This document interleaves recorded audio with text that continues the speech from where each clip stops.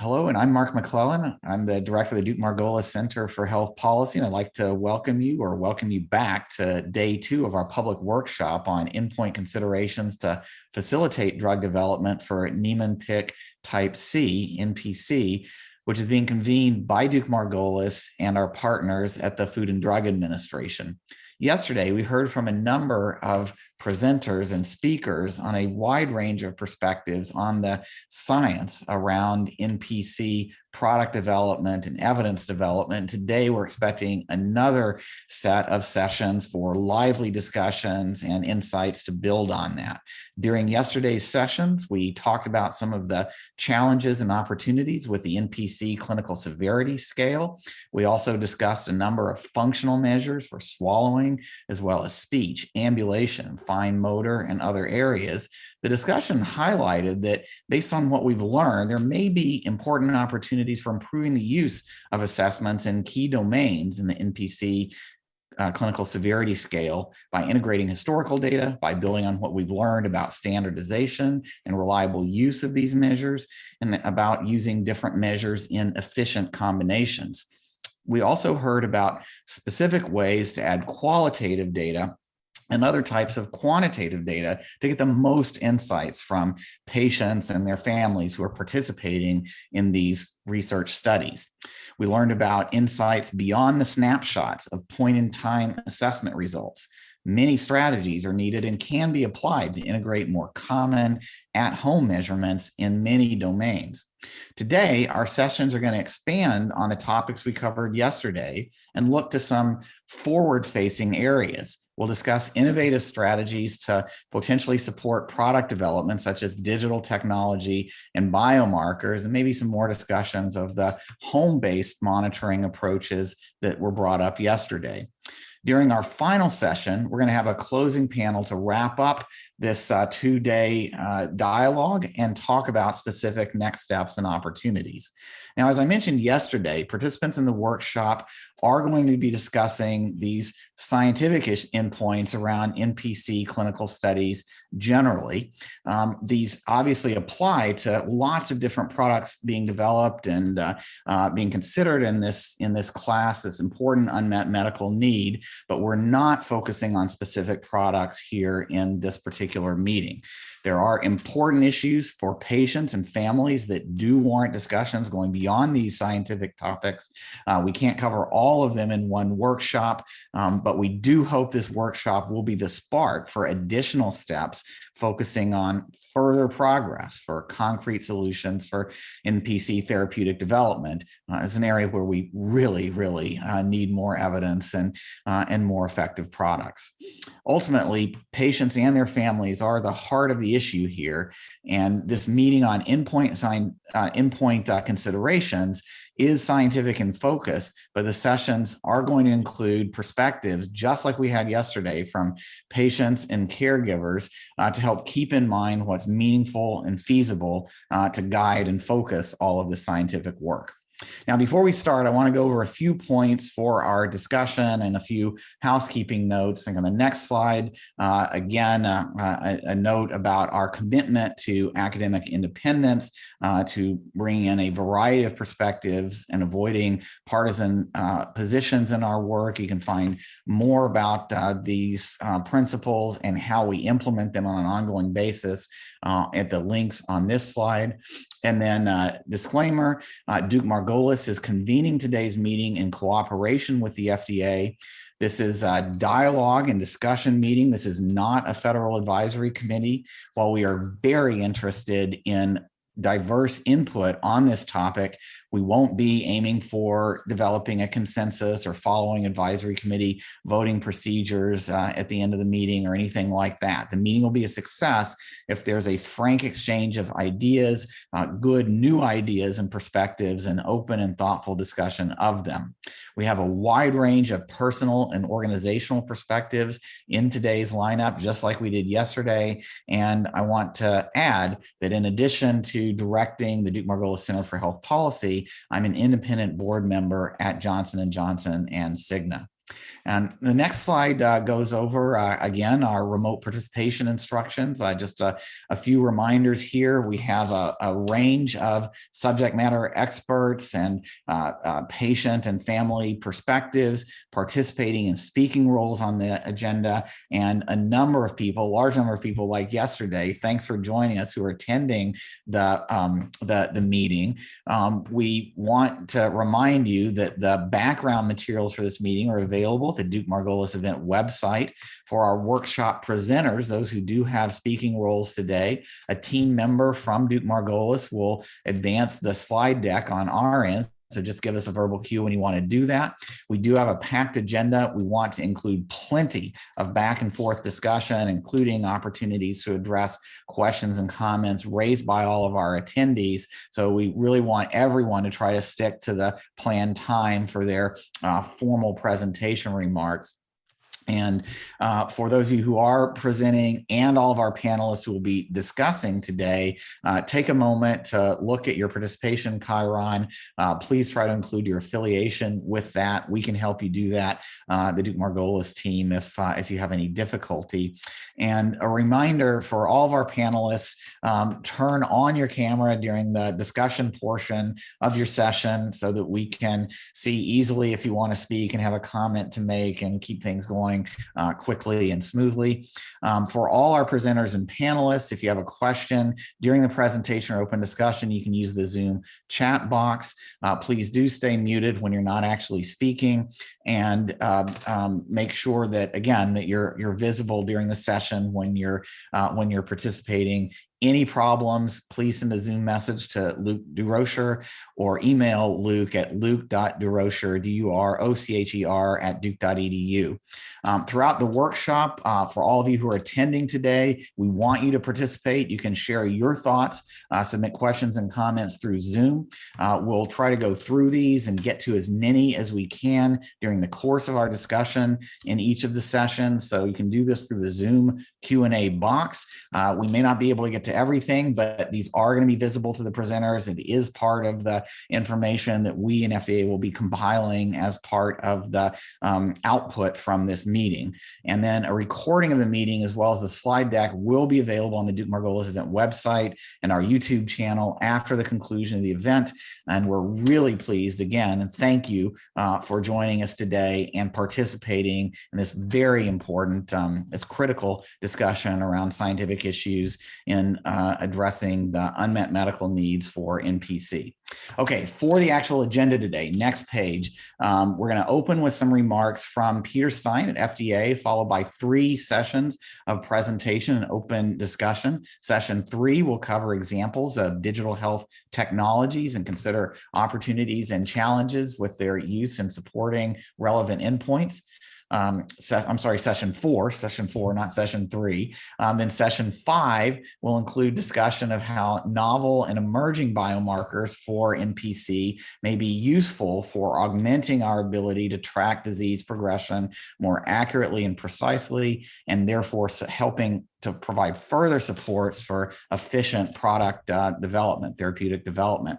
And finally, in session 6, as I mentioned, this one's going to be fully discussion-based and will focus on next steps based on what we've heard for continued collaboration, for opportunities to apply some of the scientific insights that we've talked about during the last 2 days, and then broader considerations for NPC clinical trials moving forward. Again, keeping in mind that overall goal of the efficient and timely development of safe and effective treatments for NPC. Final note before we get started, the FDA has opened a public comment docket. I know there are many community members and people in the scientific enterprise working in this area who have valuable experience and information to contribute to this conversation and may not be able to do all of that during the course of this workshop. So the agency will keep this docket open for those who have additional comments or perspectives to bring to the FDA. That'll be open until April 20th. with comments on the docket reviewed by FDA once it closes. So we encourage you to use that opportunity as well for providing additional thoughts, reactions, further reflections on the topics that we discussed yesterday and that come up today. So with that, I'd like to get us started. I've got a packed agenda, and I'm going to begin by turning to Dr. Peter Stein for opening remarks. Peter is the director of the Center for Drug Evaluation and Research's Office of New Drugs. Peter, thanks for being with us today. Mark, thank you very much, and good afternoon. First, I want to thank Mark and the Duke Margolis staff for helping to arrange and to host this important meeting. I know these sessions will help to advance the selection and development of endpoints for NPC clinical trials. As Mark noted, on the first day of the workshop, we heard about endpoint considerations in NPC and the challenges and opportunities to support product development in NPC clinical trials, and that conversation will be expanded today.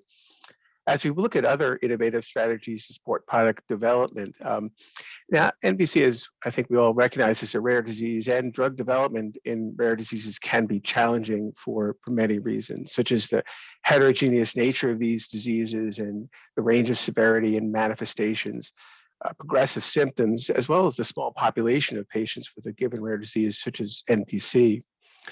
To support approval of a drug for a rare disease, drug developers need to perform clinical trials, which can be challenging to conduct and interpret in rare diseases, making design considerations really so important and optimizing endpoints a key matter. NPC is, of course, a rare genetic lysosomal storage disorder that results in progressive neurologic symptoms and organ dysfunction. And this serious disease causes enormous impacts on patients and families. There are, unfortunately, currently no approved therapies in the United States for the treatment of NPC, and the FDA recognizes the great importance of facilitating the investigation and development of drugs for NPC. On this second day of the workshop, we'll continue to focus on endpoint considerations and innovative strategies to support drug development for NPC.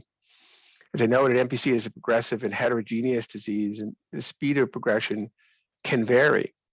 Given the heterogeneous nature of the disease, certain assessments may be more applicable to some patients than in others, and understanding this and designing and selecting endpoints is essential. It's important for us to discuss and understand these challenges and to consider innovative strategies to support development of treatments for NPC. Similar to other rare diseases, collaboration is critical to facilitating drug development for patients with NPC. During the second day of the workshop, we will continue to build on the conversations regarding endpoints with representation from the patient community, industry, and other federal partners. The first session this afternoon, as Mark mentioned, will focus on exploring digital health technology to measure functional endpoints. The investigation and development of digital health technologies for use in clinical investigations has been markedly increasing in the past decade. And this approach to creation of endpoints offers important opportunities, such as the ability to collect data directly from patients in their home or school, and potential challenges, such as assuring the reliability of these measurements and translating the measurements to relevant clinically meaningful endpoints. We will then move to considerations related to biomarkers, which can facilitate rare disease drug development. Lastly, we'll consider the discussions from the earlier sessions and reflect on how these considerations may help facilitate future NPC clinical trials.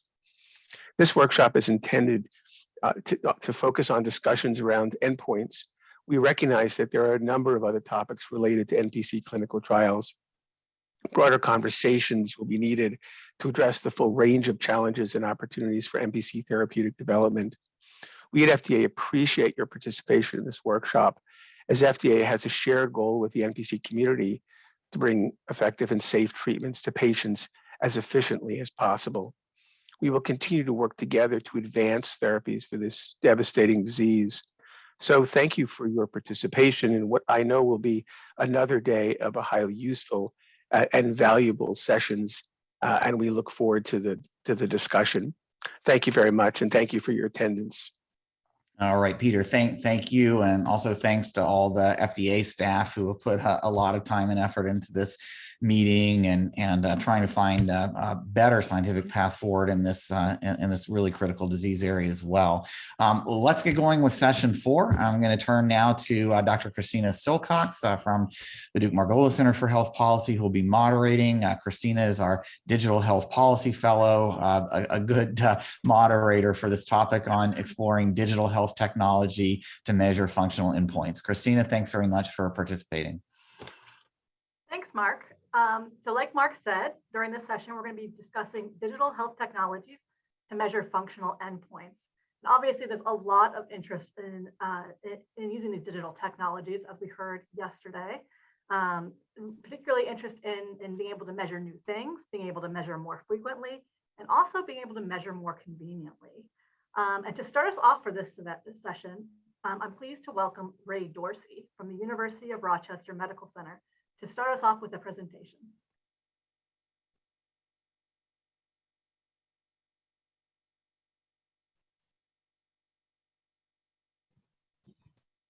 Can you hear me okay? We hear you perfectly, Ray. Perfect. Thank you. Thank you, Dr. Silcox. Thanks to Dr. McClellan, the Duke-Margolis Center, the FDA, and most of all the NPC community to have the opportunity to speak with you today. My name is Ray Dorsey. I'm a neurologist at the University of Rochester. I specialize in the care of older adults with neurological disorders, especially Parkinson's disease. But for a decade, I spent my time devoted to trying to find new treatments for Huntington's disease, a rare genetic disorder that strikes people largely in their adulthood. And I want to share with you some lessons that I've learned over the last 15 years of trying to find new treatments for brain diseases.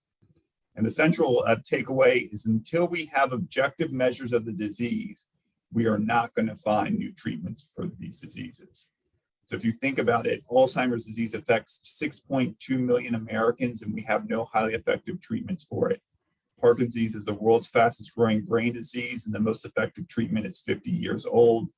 Niemann-Pick Type C, of which I know little about, and many other orphan conditions which have neurological manifestations lack any approved treatment at all. And the longer we continue to rely on subjective rating scales, the longer it'll take us until we get highly effective treatments for these diseases. So I'm going to discuss, that's the bad news, but I'm going to discuss new approaches and ways forward to help address the largest source of disability in the world, which are brain diseases, for which we have too few of therapies. And I'm going to talk to you about two main things. First thing I'm going to talk about in the next slide is the shortcomings with our current measures, and then talk to you about what clinical trials of the future might look like, and sketch out on one slide what a study could look like for Niemann-Pick Type C that could accelerate development of new measures, new treatments, and engage the entire NPC community nationally or even globally. So next slide. What do you want in the next slide? What do you want in an ideal outcome measure? You want it to be objective, sensitive, and continuous. And rating scales are everything except that. So rating scales on the left for Parkinson's disease, on the right, commonly one used for Alzheimer's disease, are subjective. They ask someone like me, an expert, to determine how somebody's gait is affected. It's a categorical measure, meaning it goes from 0 to 1 to 2 to 3 to 4, and it's insensitive. It takes a long time to change. So on the left, you can see it's a measure for gait, and anyone with Parkinson's disease is going to at least have minor gait impairment. Someone with more advanced disease is going to have substantial gait impairment, and someone with moderate is going to require an assistive device for safe walking.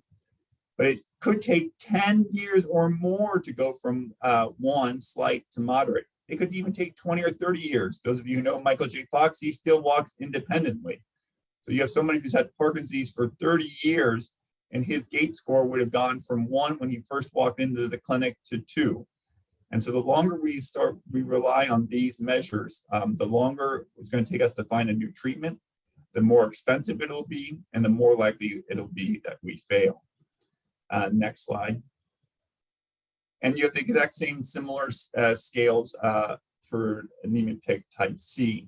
And these scales all lead you to generate false negatives. So it's prone to find that drugs that are effective for these diseases are actually measured to be ineffective when done in clinical trial, because the insensitivity of these measures doesn't let you see the true effect of the drug. The example I like to give is for weight loss.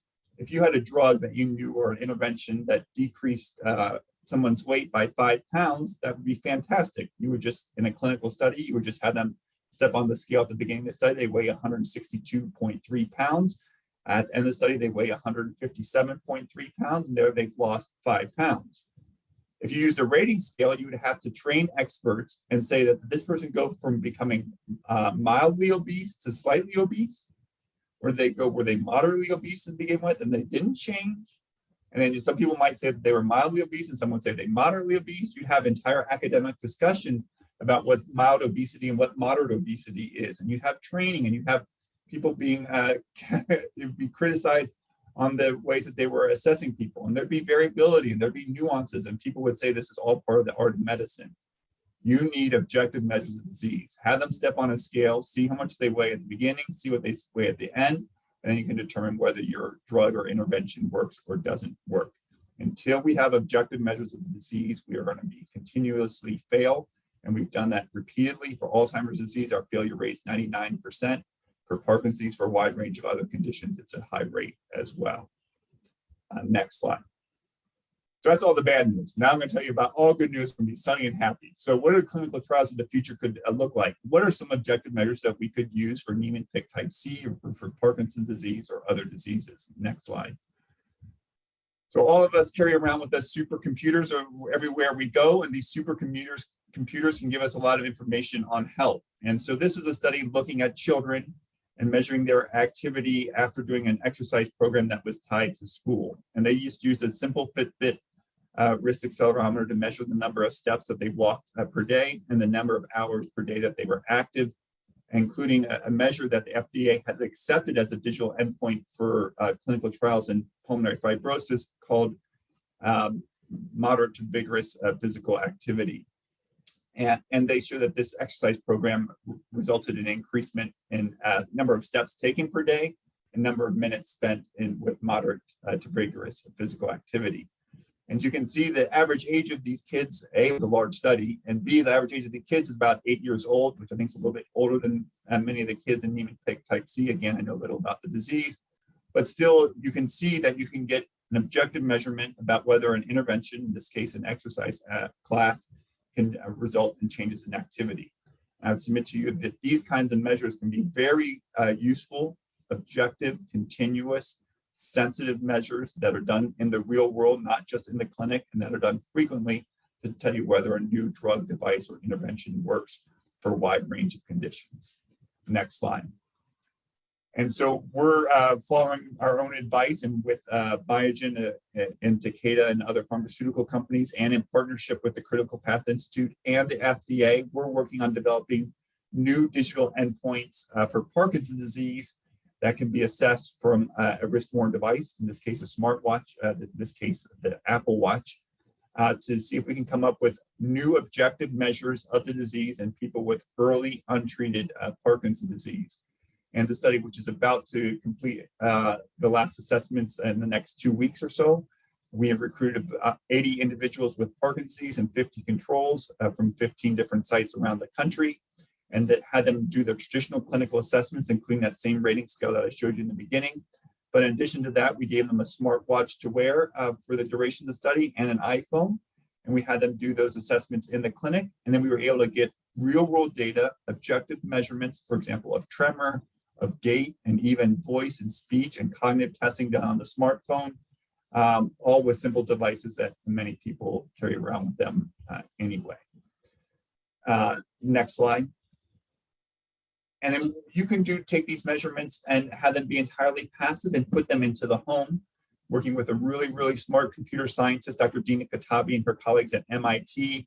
They've come up with an Emerald device that's put into your home. It's that little white box that looks like a Wi-Fi router in the living room, and it plugs into the electrical outlet in your home, and it uses radio waves that are emitted from that device, and then are reflected back off objects And with that information, much like sonar uses sound waves, this device uses radio waves to measure people's activity, how many people are in the room, how much time people spend in bed, how much time people spend in their favorite chair, how much time they spend in the bathroom, how their gait velocity within their home.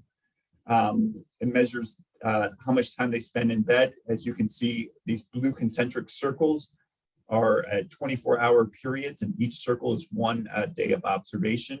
And if you just look at participant 7, for example, you can measure, you can see that this person goes to bed, that each circle is 24 hours, starting at midnight 0, then 6 a.m., 12 noon, and 6 p.m. They go to bed about 10 o'clock every night, and they get up around 6 a.m. every morning. And you can see a very normal circadian pattern to their sleep. But in participants 5 and 6, you can see that entire circadian pattern is lost. You can quantify how many hours per day. For participant 5, they spend in bed 11.2 hours per day in bed. Participant 6, 12.1 hours per day in bed.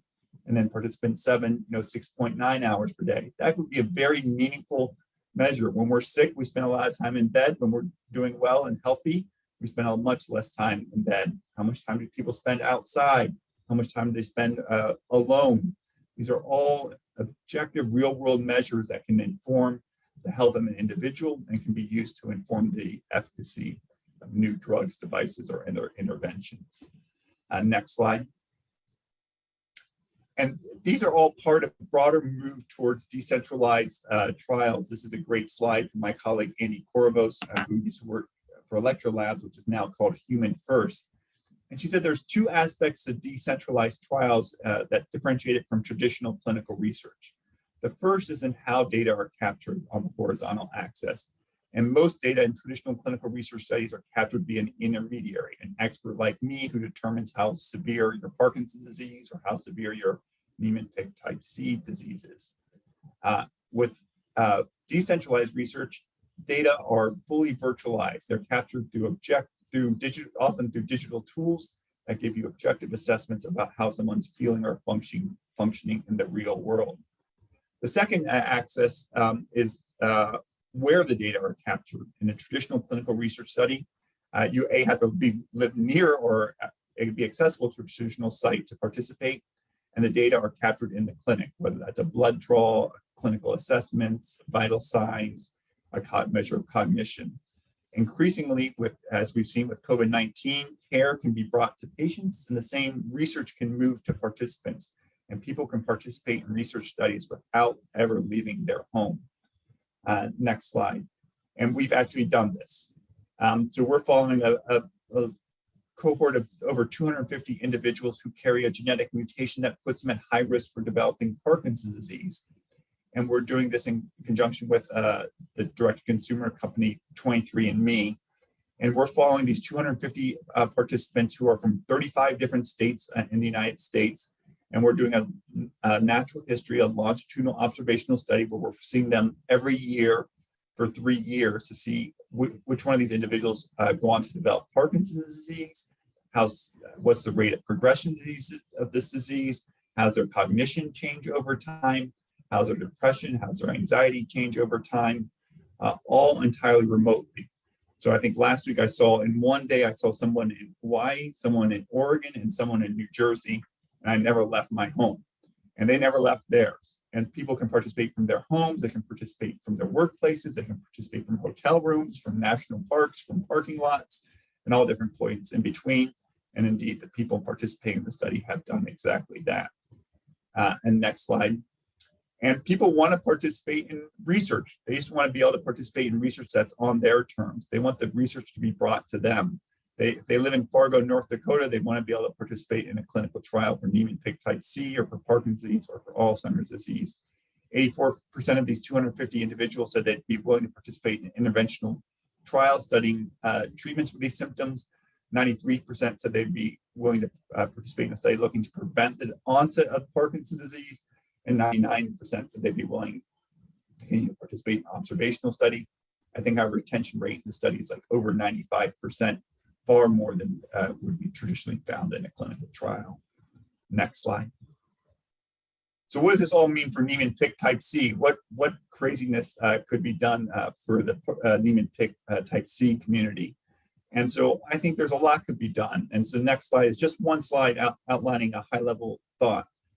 I think you could conduct a decentralized research study, an observational study, where anyone, anywhere in the country, or perhaps well beyond the United States, participates in a natural history observational study without ever having to go to a site. So anyone in the United States can participate who's got Niemann-Pick Type C. They would be seen by a NPC expert remotely in their own home, and could undergo demographic assessments, clinical assessments, including assessments of weight and height and blood pressure and heart rate, have traditional scales performed remotely. Some assessments might need to be modified, some might have to be excluded. You could have patient or parent reported outcomes and other clinical measures that are important for Niemann-Pick Type C. You could have biological assessments, including blood draws or other measures of biological markers known or in development for the disease. And you could have digital measurements. For example, you could have someone just wear a simple activity monitor to measure their step count. You can get more sophisticated measures if you wanted, but that would be an easy way to start. Assessments could be done every 6 months or at a different frequency if desired, at baseline month 6, month 12, month 18. And people could be followed for as long as they wanted to be followed. And then you would have a pool, pre-identified pool of well-characterized research participants, be well suited to participate in future clinical trials of drugs, of devices, of other interventions that could be aimed at relieving the disability and suffering for children and their families with Niemann-Pick Type C. With that, I'm happy to answer any questions and open this up for discussion. Thank you again for the invitation, and thank you very much for all your efforts. I will say that people who change the course of these diseases aren't researchers, aren't neurologists. They're people who are most directly affected by the disease. And I applaud and thank the Niemann-Pick Type C community for all their efforts that they're doing to bring better treatments for this and other rare orphan neurological conditions. Right, thank you so much. What a great presentation. Really appreciate you giving us all this information. I do want to introduce the rest of our panelists. Next slide. Yep. Who will be joining us for this moderated discussion. First, we have Michelle Campbell from the U.S. Food and Drug Administration. We have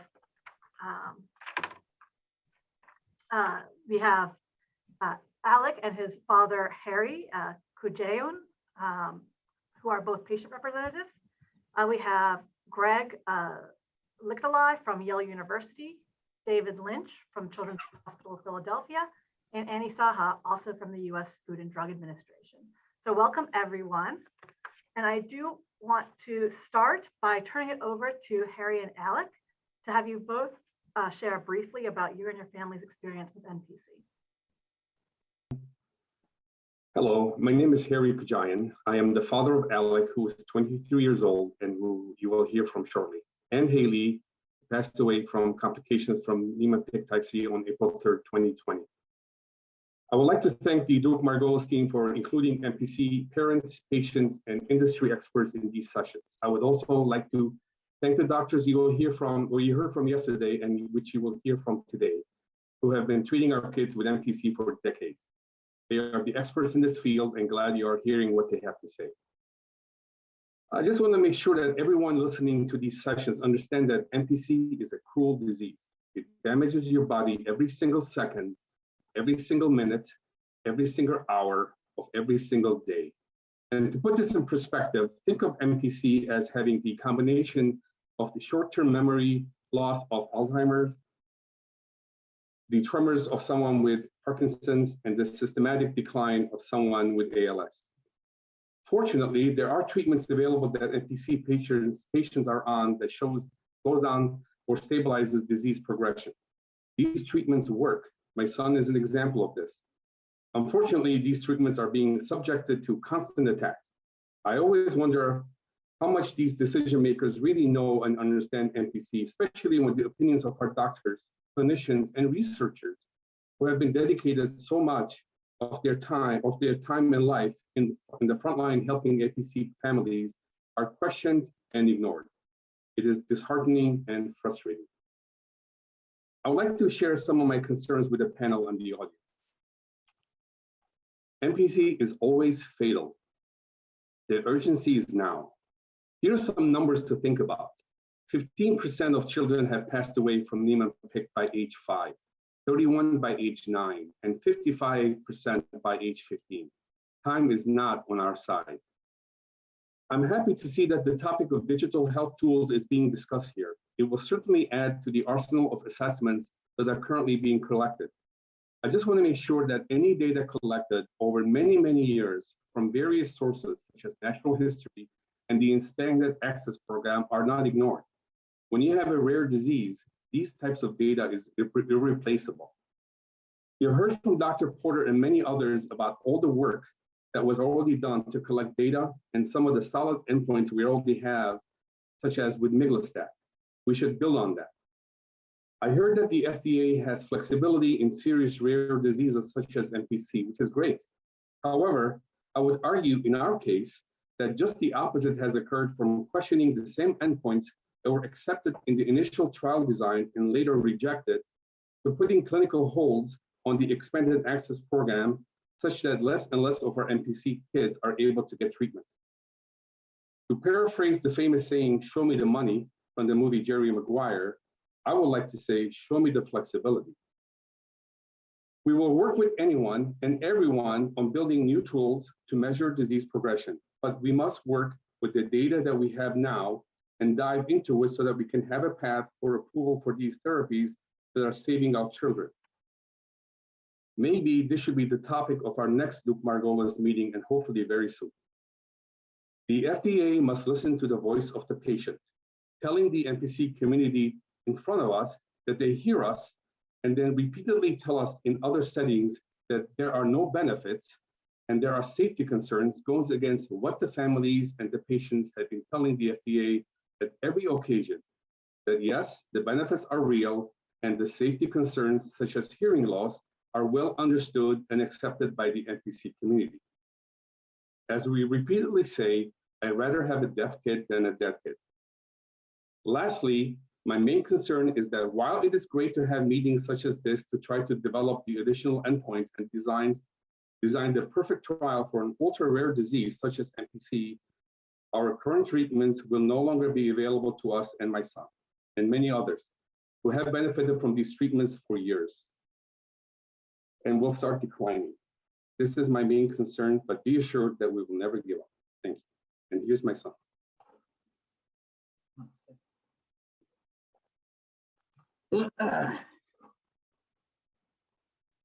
Hello, my name is Alec Kujayan and I have NPC. I was diagnosed in January 2012 when I was 14 years old. I've been getting treatment since December 2013 via Dr. Kravis's Expanded Access Program. That is over 8 years of treatments. I just had my 201st treatment. I have participated in several community sessions with the FDA. In the last session, I kept hearing that the FDA was not sure the benefits were real. I am here to tell you that the benefits are real and the treatments are safe. Why else would I have 201 treatments if I didn't think so? Why would families from India, Russia, China, and the Netherlands move to the US so that their loved ones couldn't be treated if they didn't think the benefits were real? Why would doctors from all over the world provide treatments if they were not convinced of the benefits? It all comes down to that I live a normal life. I graduated from college with an associate's degree in fire science. I work over 30 hours a week and drive a car. I do chores around the house and play with my dog, Lucy. I enjoy going out with my friends to eat, go to movies, concerts, and playing sports. Life is good. In the last session, I heard the FDA is concerned about the NPC severity scale. I am really trying to understand that. It was good enough before the trials, but now it's not. I don't get it. I learned that the FDA is denying access for some patients to get the same treatment that is helping me and also denying other therapies that will help me because the NPC severity scale needs minor tweaks. That is fine. I am sure all the experts involved will work to improve the scale, but don't take away our treatments away while it is being tweaked. I need them to continue to enjoy my life. The NPC community cannot live in this constant state of worrying if these treatments that many have been on for decades are no longer available. This would be a death sentence to many. I am happy to see so many new doctors and experts involved with the Duke Margolis session over these 2 days. I invite any one of you to spend time with me and Dr. Kravis during a treatment. Hopefully you can learn from us while we work with you towards the future. Thank you. I do want to kind of pivot off exactly what you said, which is, can we start thinking about how we can use digital technologies to capture that patient experience more frequently and potentially in different detail or better detail compared to what we've done so far, and to be able to allow more people to contribute data and have that valuable data be saved. So I want to start off, like I said, I'm going to come back to you, Harry and Alex. I know that you do take some digital measures and I want to hear about those, but I do want to start off by talking to Michelle and Annie from FDA and just have them help explain a little bit about the difference between digital health as a tool, as a technology for measuring endpoints, and an endpoint itself. And so I was wondering if Michelle and Annie could talk a little bit about this and how they view digital technologies in these rare diseases more generally. Yeah, thank you, Christina. And I'll go ahead and start. I want to thank Harry and Alec for sharing their experience, for Harry telling us about his perspective as a caregiver, and for Alec for telling us about his everyday life and what his everyday is like and what he endures. And I really do appreciate that. So digital health technology is, as Dr. Stein said earlier in his opening remarks, is really this emerging area where we're seeing a lot of utility for the use of it in our clinical trials. And so a digital health technology is really used to collect the data, right? It's not necessarily your endpoint. It's going to support your clinical trial endpoint. And so a lot of the foundational things, when we think about our traditional measurements of clinical outcome assessments, we need to still root some of that when we're thinking about how to appropriately apply the use of a digital health technology. So we need to make sure we understand what exactly are we capturing from the use of the technology? How do we interpret that data? What does the score mean? So all of those same principles apply, but it does allow for the collection of continuous data, allows for collection of data in the home and not just in clinic. So it does allow for some other opportunities to collect data, but we still have to take a thoughtful approach in how we would apply the appropriate use of a digital health technology into a clinical trial and what type of endpoint it would support. And so I think at a high level, that's how I like to think about how can we think about the use of a digital health technology and does it fit into a trial for its use. And so I'll turn it over to my colleague, Annie Saha from the Center for Devices on some additional thoughts about how to think about the use of digital health. Thanks, Michelle. And I just want to also echo Michelle's thank you, Harry and Alex, for giving us your, telling us about your experiences with NPC and how you're really living with it both as a patient and as a caregiver. And ultimately, what does it look like for your daily lives? And digital health can help capture that information in a way that's more interactive. As Michelle noted, you can, have it in your day-to-day life rather than having to go into the clinic, kind of some of the aspects that Ray also walked through in his presentation about some of the benefits of sort of that longitudinal and sort of more real life experience of it. And also, ultimately, as Michelle noted, an endpoint is still going to be your endpoint, and how we assess it still is the same, whether it's digitally measured or not. And we also want to ensure that when we're talking about the endpoints, that it's also patient-centric endpoints. Are we measuring the right things that matter? Are they the right things that matter to Harry and Alec? Or are we just measuring the same old things that we've always been measuring?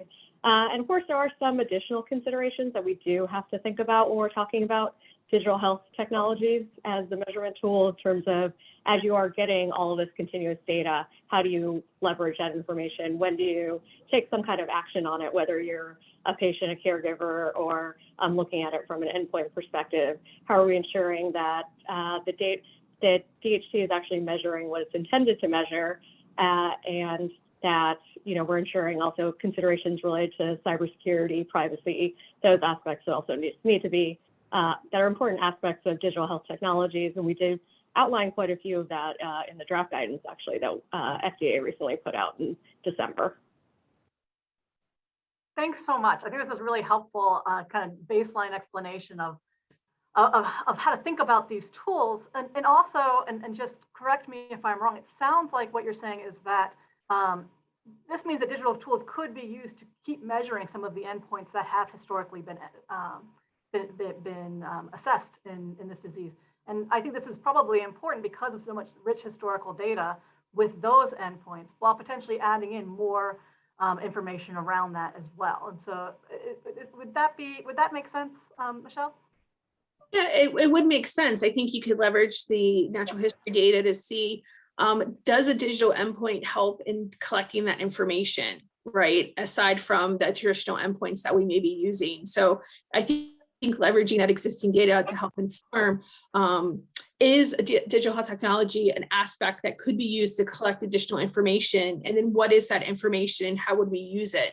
So again, it's that early thoughtful approach of how do we take the information we already know, what makes sense and how do we collect it, and what does it mean going forward? So I do think you could leverage a rich natural history to help inform that, and consider how this could be used to help support an endpoint in the end. But to Annie's point, there's some other of those considerations.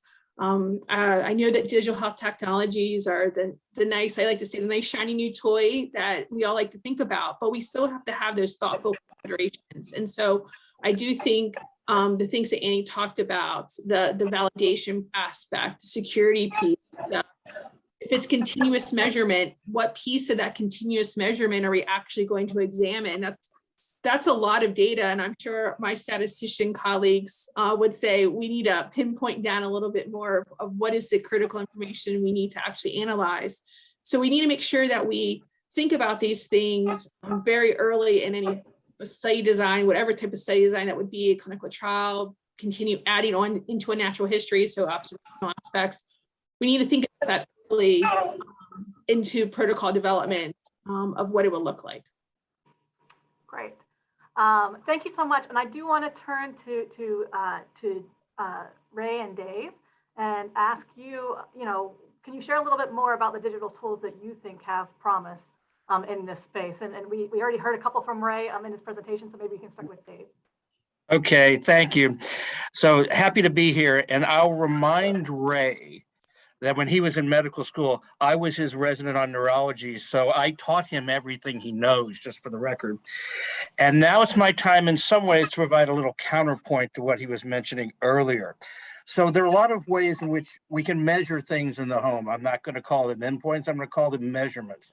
We have sophisticated ways to measure speech spontaneously rehearsed. We have ways to measure upper extremity function. Sometimes I'm measuring tremor. Not a big issue in the disease I follow most commonly, Friedreich ataxia, but we can measure it. There are ways to do rehearsed writing samples and unrehearsed writing samples. You can measure gait, the character of the gait, the way a person's turns. I saw a paper published on that. You can measure number of falls. So you have lots of ways to go into the home and measure things in a systematic way. However, it's inherently reductionist. It gets to the concept that each one of these measures is perhaps being important, as well as that you can figure that out in the home. Medicine, nor clinical research, is not necessarily true that the sum of the reductionist parts is equal to the whole, where rating scales do give you the whole. So I think about this as more of a complementary set of situations.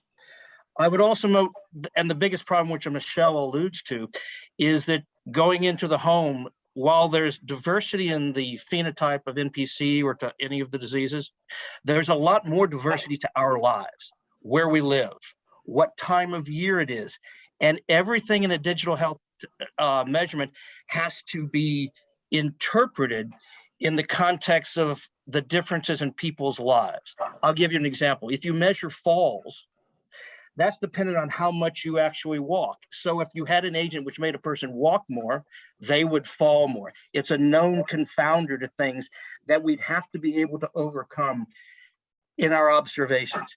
This is doable. How is it doable?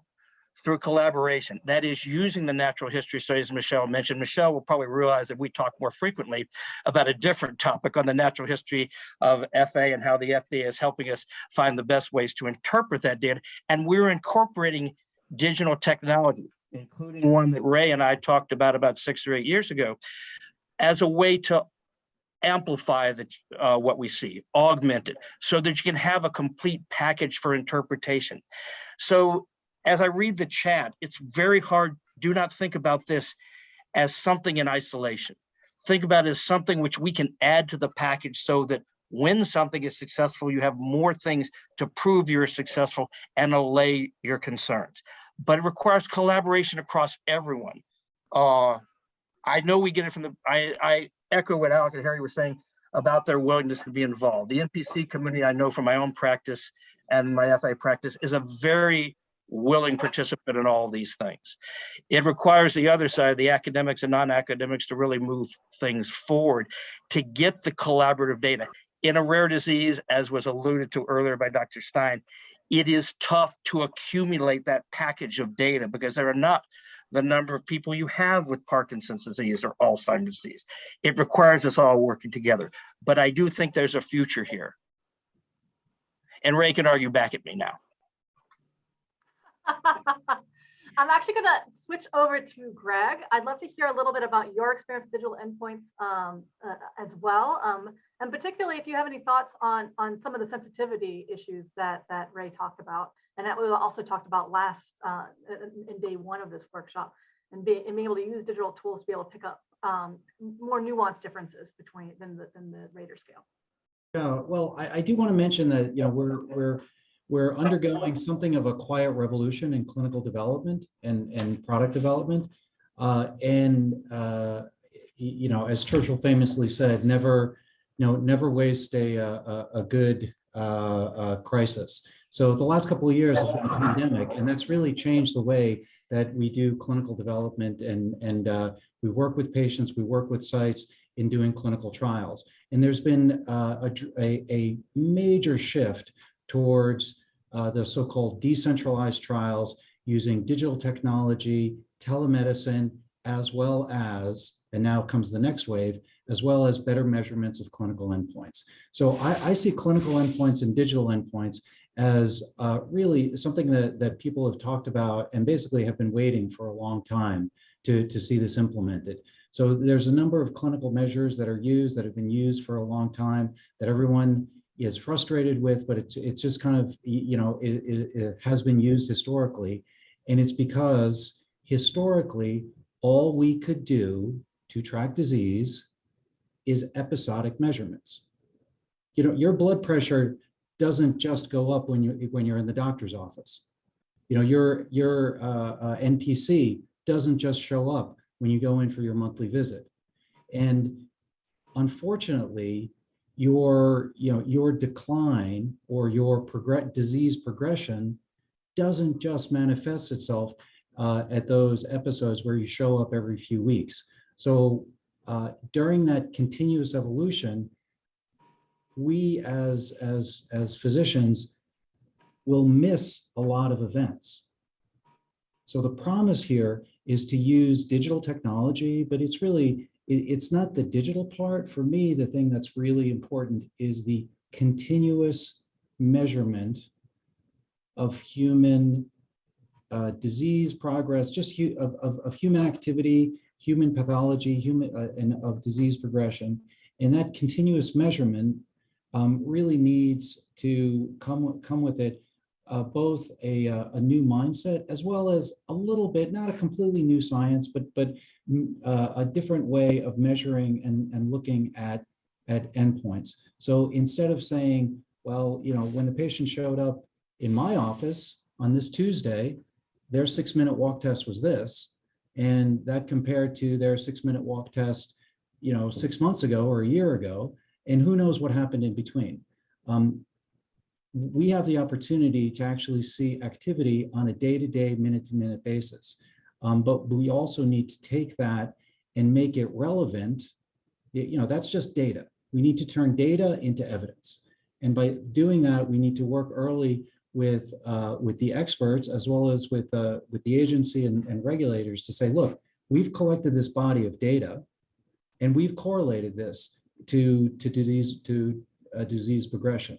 So Christina, kind of, very long answer to your question. In order to demonstrate the sensitivity of these endpoints, I think we really need to admit that this is a different, and I'm going to say a better way to track patients and to track patient experience and as well as disease progression, and really allow the science and the correlation of those insights to emerge as we're building new endpoints. Thank you so much. I really appreciate that. And I'm going to turn back to Harry and Alec now, because I do know that they are monitoring some of their some of Alec's symptoms, and I would love for them to talk a little bit about what symptoms they're able to measure and report digitally, and how they felt about that experience. Okay, hopefully you can hear me better up. I'm going to try to move. Much better now. Okay, Yeah. I'm going to move to, obviously Alec is able to do some of these tests because he's verbal, he's okay. I mean, he walks great. So some of the tests that we do, there's one called the iTug, which is walking for 2 minutes, turning around, and it measures sways and that kind of measurements. He also does a test called NeuroCom, which is a battery of 6 tests that you're standing on this platform and you have a harness, so you don't fall. And then, the platform moves and then you're measuring things and trying to figure out how quickly your brain reacts to, changes in the environment.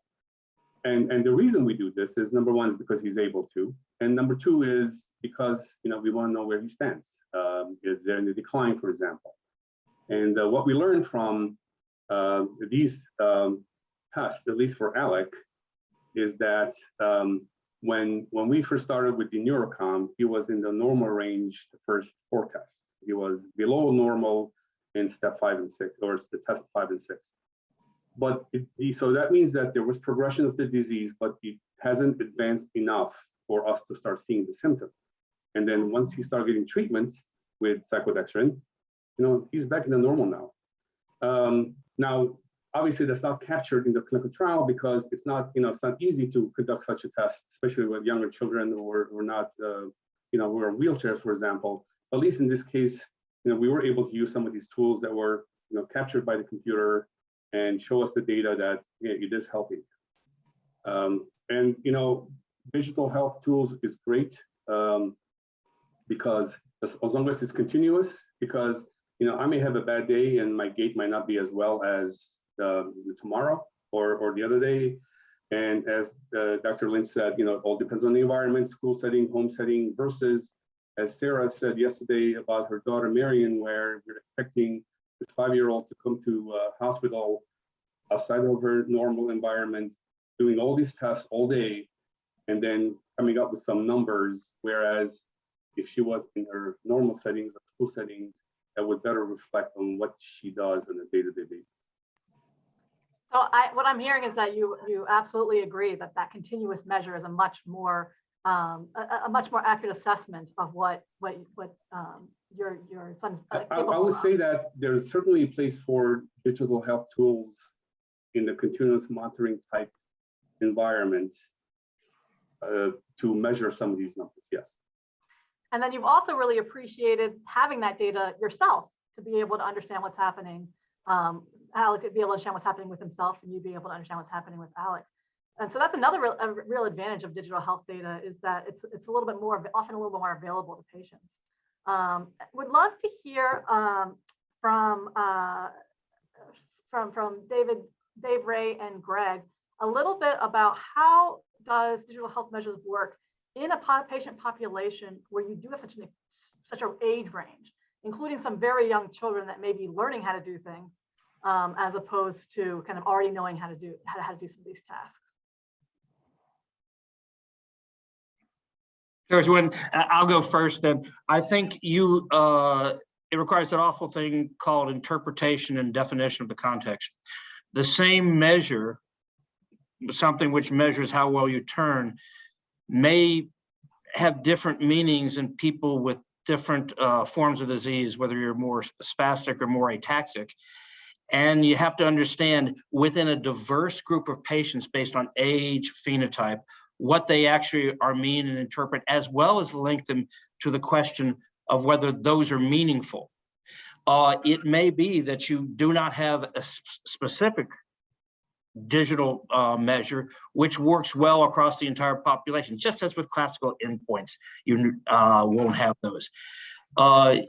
It doesn't replace, it will not replace, and I think Michelle and everyone said this earlier, the standard evaluation of endpoints that you have to do to show that they are valid and meaningful in people. And that's why it's so important that they be linked to the existing measures to show that you're capturing similar constructs. And Ray and Greg, did you want to add anything to that? Michelle, I see your hand up.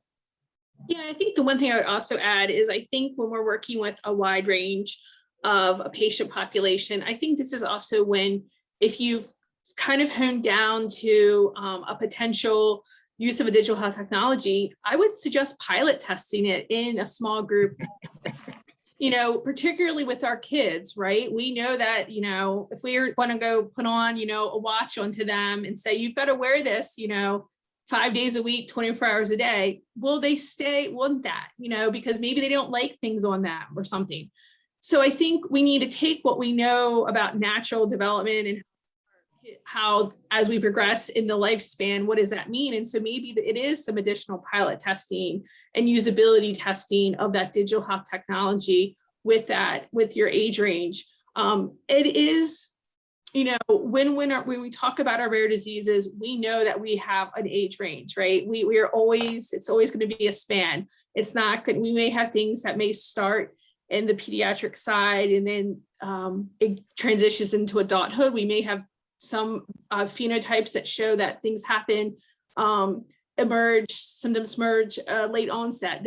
Every rare disease is different, but some of this is always there, right? This span, age span aspect. So I think it's what part of the age span you may want to focus on. Do we think they can use this technology and we can then reliably collect that data?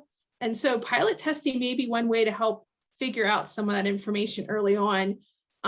So you can maybe build in plans in your protocol if something doesn't work because of, you know, that age range you're working with. Thanks, Michelle. Annie, did you want to add something? So I think one thing maybe to add on to Michelle's comments, which I absolutely agree with, but that you can also learn across different diseases. So you don't necessarily have to do all your usability testing or all of your understanding in terms of an age range in just the NPC community. You might be able to leverage and learn from other areas, and your usability studies or your pilot studies could be much smaller in looking at the specific context, and really just leveraging already existing studies to be able to sort of ensure that evidence generation can be more streamlined. Thanks. David, you want to add on to that? Yeah, I was just going to add on that, in fact, every clinical trial in Friedreich ataxia, we now have some sort of a home or digital measure in for correlation to the primary outcomes, which are still done in-house. That said, one of the disadvantages is right now, digital health technology is a highly competitive space, and not every trial has included the same digital health technology. Thus, the summation of studies together has not worked as well as one would expect. I compliment Ray for his protocol using Apple Watches and things like that. I have no interest in Apple or anything like that, but it is something which is accessible. And in fact, many physicians use that health technology in the management of their patients now as an adjunct to their clinical visits. So I want to get back to that idea. So I'm gonna hold you to that thought, but I do want to go to Harry and Alec and see if they had something to add on to the previous question. Yeah, I just want to make one comment in the sense that, you know, it is great to have, you know, digital tools for, in our arsenal of tools to, add to our assessments we have right now.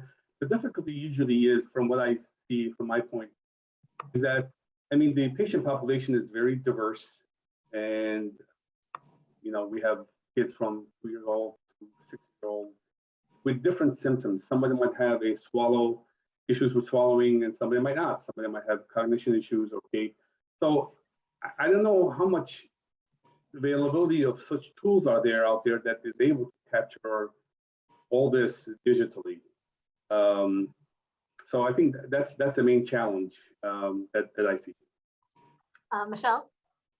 Yeah, no, that's a great point that you bring up, Alec, about the heterogeneity aspect and how do we capture all of that among it. And I think to go back to a point that Dave said, and I absolutely agree with, is that if we can pull together different types of outcomes and data, we're telling a whole story then, right? We're then able to really capture that lived patient experience. I think we absolutely recognize the heterogeneity and what those limitations are.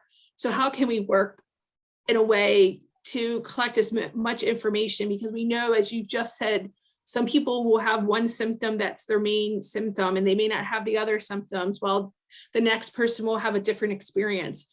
And so if we're able to collect a variety of outcome assessments, including digital health as an aspect, then we're getting more information, a more story to tell, and be able to capture these different lived experiences, because we very much hear what you're saying. I definitely take into account what you're saying of how do we capture this all when everyone is going to be having a slightly different lived experience. And I think that's why, coming and thinking about how do we design this early on is really critical of how do we kind of capture that information, and how do we use it, and how do we analyze it. And so those conversations are always really good to have early on when we're trying to figure out an optimal design for a study, when we know that this will be our challenge. And there are some questions coming up in the queue that are talking about this bridging idea that we talked about at the beginning, where digital technologies are really a tool to measure an endpoint. And so they could potentially be measuring the same endpoint, or at least in some cases, where it's possible to measure the same endpoint that's being measured, has been measured more traditionally. And I think there's some interest in how do we bridge the space from making sure that we are continuing to capture the information that's been recorded historically, so we don't lose the old information, while potentially also incorporating new information. And I wonder if we could talk a little bit, just real quickly, about the difference between validating a tool that's really that's really meant to capture an endpoint that already exists versus an endpoint that's potentially more novel. And we start a little bit first. We start first about talking about how do we think about digital tools that are capturing traditional endpoints. And we only have about 5 minutes, so feel free to reference literature on this that we can maybe drop into some summary information. I think maybe just to kick off, sort of similar as we've been talking about, ultimately, the endpoint is the endpoint, whether it's measured digitally or not. And so all of those characteristics in terms of how we look at an endpoint need to be taken into account. And then there are sort of those additional aspects that are related specifically to a digital health technology to ensure that they are still measuring that concept, whether it's a existing concept and just being done digitally now versus a new or novel type of endpoint. But the same general principles still apply. Great. And I do want to talk about the challenges of digital technologies. I think that we've shown a lot of enthusiasm for the digital technologies, but I do want to make sure that we're capturing some of the concerns that we have. And Annie, if I can throw back to you for just 1 second, I know you had mentioned a couple of concerns at the beginning of the session, and I would love for you to maybe just go just a teeny bit into more detail about some of those challenges that the FDA has seen in some of these digital technology measurement tools. I think, Michelle highlighted the one point of our statisticians or even our clinical folks in terms of what do you do with all the data that's coming from a continuously monitoring a patient? When is it, actionable? When is it an actual insight versus just that additional sort of collection? So I think that's a broad challenge, whether it's from an FDA perspective or sort of more broadly in terms of continuous measurement.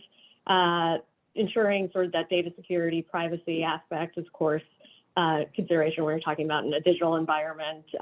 There are concerns in terms of cybersecurity, hacking, all of those types of things that are also considerations that we really need to be thinking about that are important to consider. And then also from an access perspective, do people have access to broadband, to 5G, to different, wireless, that they're able to actually upload, or that information is then actually monitored in some way, or that we have that information, because there could be the opportunity for lots of missing data as well. So thinking about that aspect. And I would also add one thing that we're seeing as a challenge is the information we're collecting with this digital health and trying to support an endpoint, is it clinically meaningful to a patient? And so we have to remember those basic foundational principles of when we're looking at what is an appropriate outcome and is it clinically meaningful? They still apply to the digital health technology. So, if we're seeing an improvement, let's say in a person's, stride velocity, well, what does that really mean? I don't know. I'm going to be honest. I don't know what that means. And so we have to make sure we're still able to translate the data we're getting into clinically meaningful information, so that then if we can interpret what that means, and I can say, well, actually, and I can say then to Harry and Alec, what this means, if I improve on this, then this is what it actually means for Alec in his everyday life, because ultimately that's what patients want to know. How does this improve my everyday life? And so we need to make sure we understand what we're measuring is clinically meaningful. And I will also remind that we know in our rare diseases, to Annie's point on access, that a lot of our rare diseases is global development, where we are having sites across all along the world, or we may be having, folks coming in to their study sites from different countries. But if we're going to use this technology in their homes, are they going to be able to collect that information for the trial? So I think we need to remember that in our rare diseases is that it's often global development, which is great. But we also have to make sure that it's going to make sense for them to be able to collect the information that we would need to help support the trial endpoint. And I can imagine how some of the discussion that came up around the life lived, the diversity in how people live their life might become an even bigger challenge when we think about moving clinical trials more globally. At the same time, we have spoken the last 2 days about how rare NPC really is, and the ability to open up trials to more people by having them be more digital, I think is a really exciting development. Would love to hear a little bit about that from David and Greg, and then we'll finish up with hearing from Harry and Alec. So I'll mention, I think the ability to get more people involved is very important.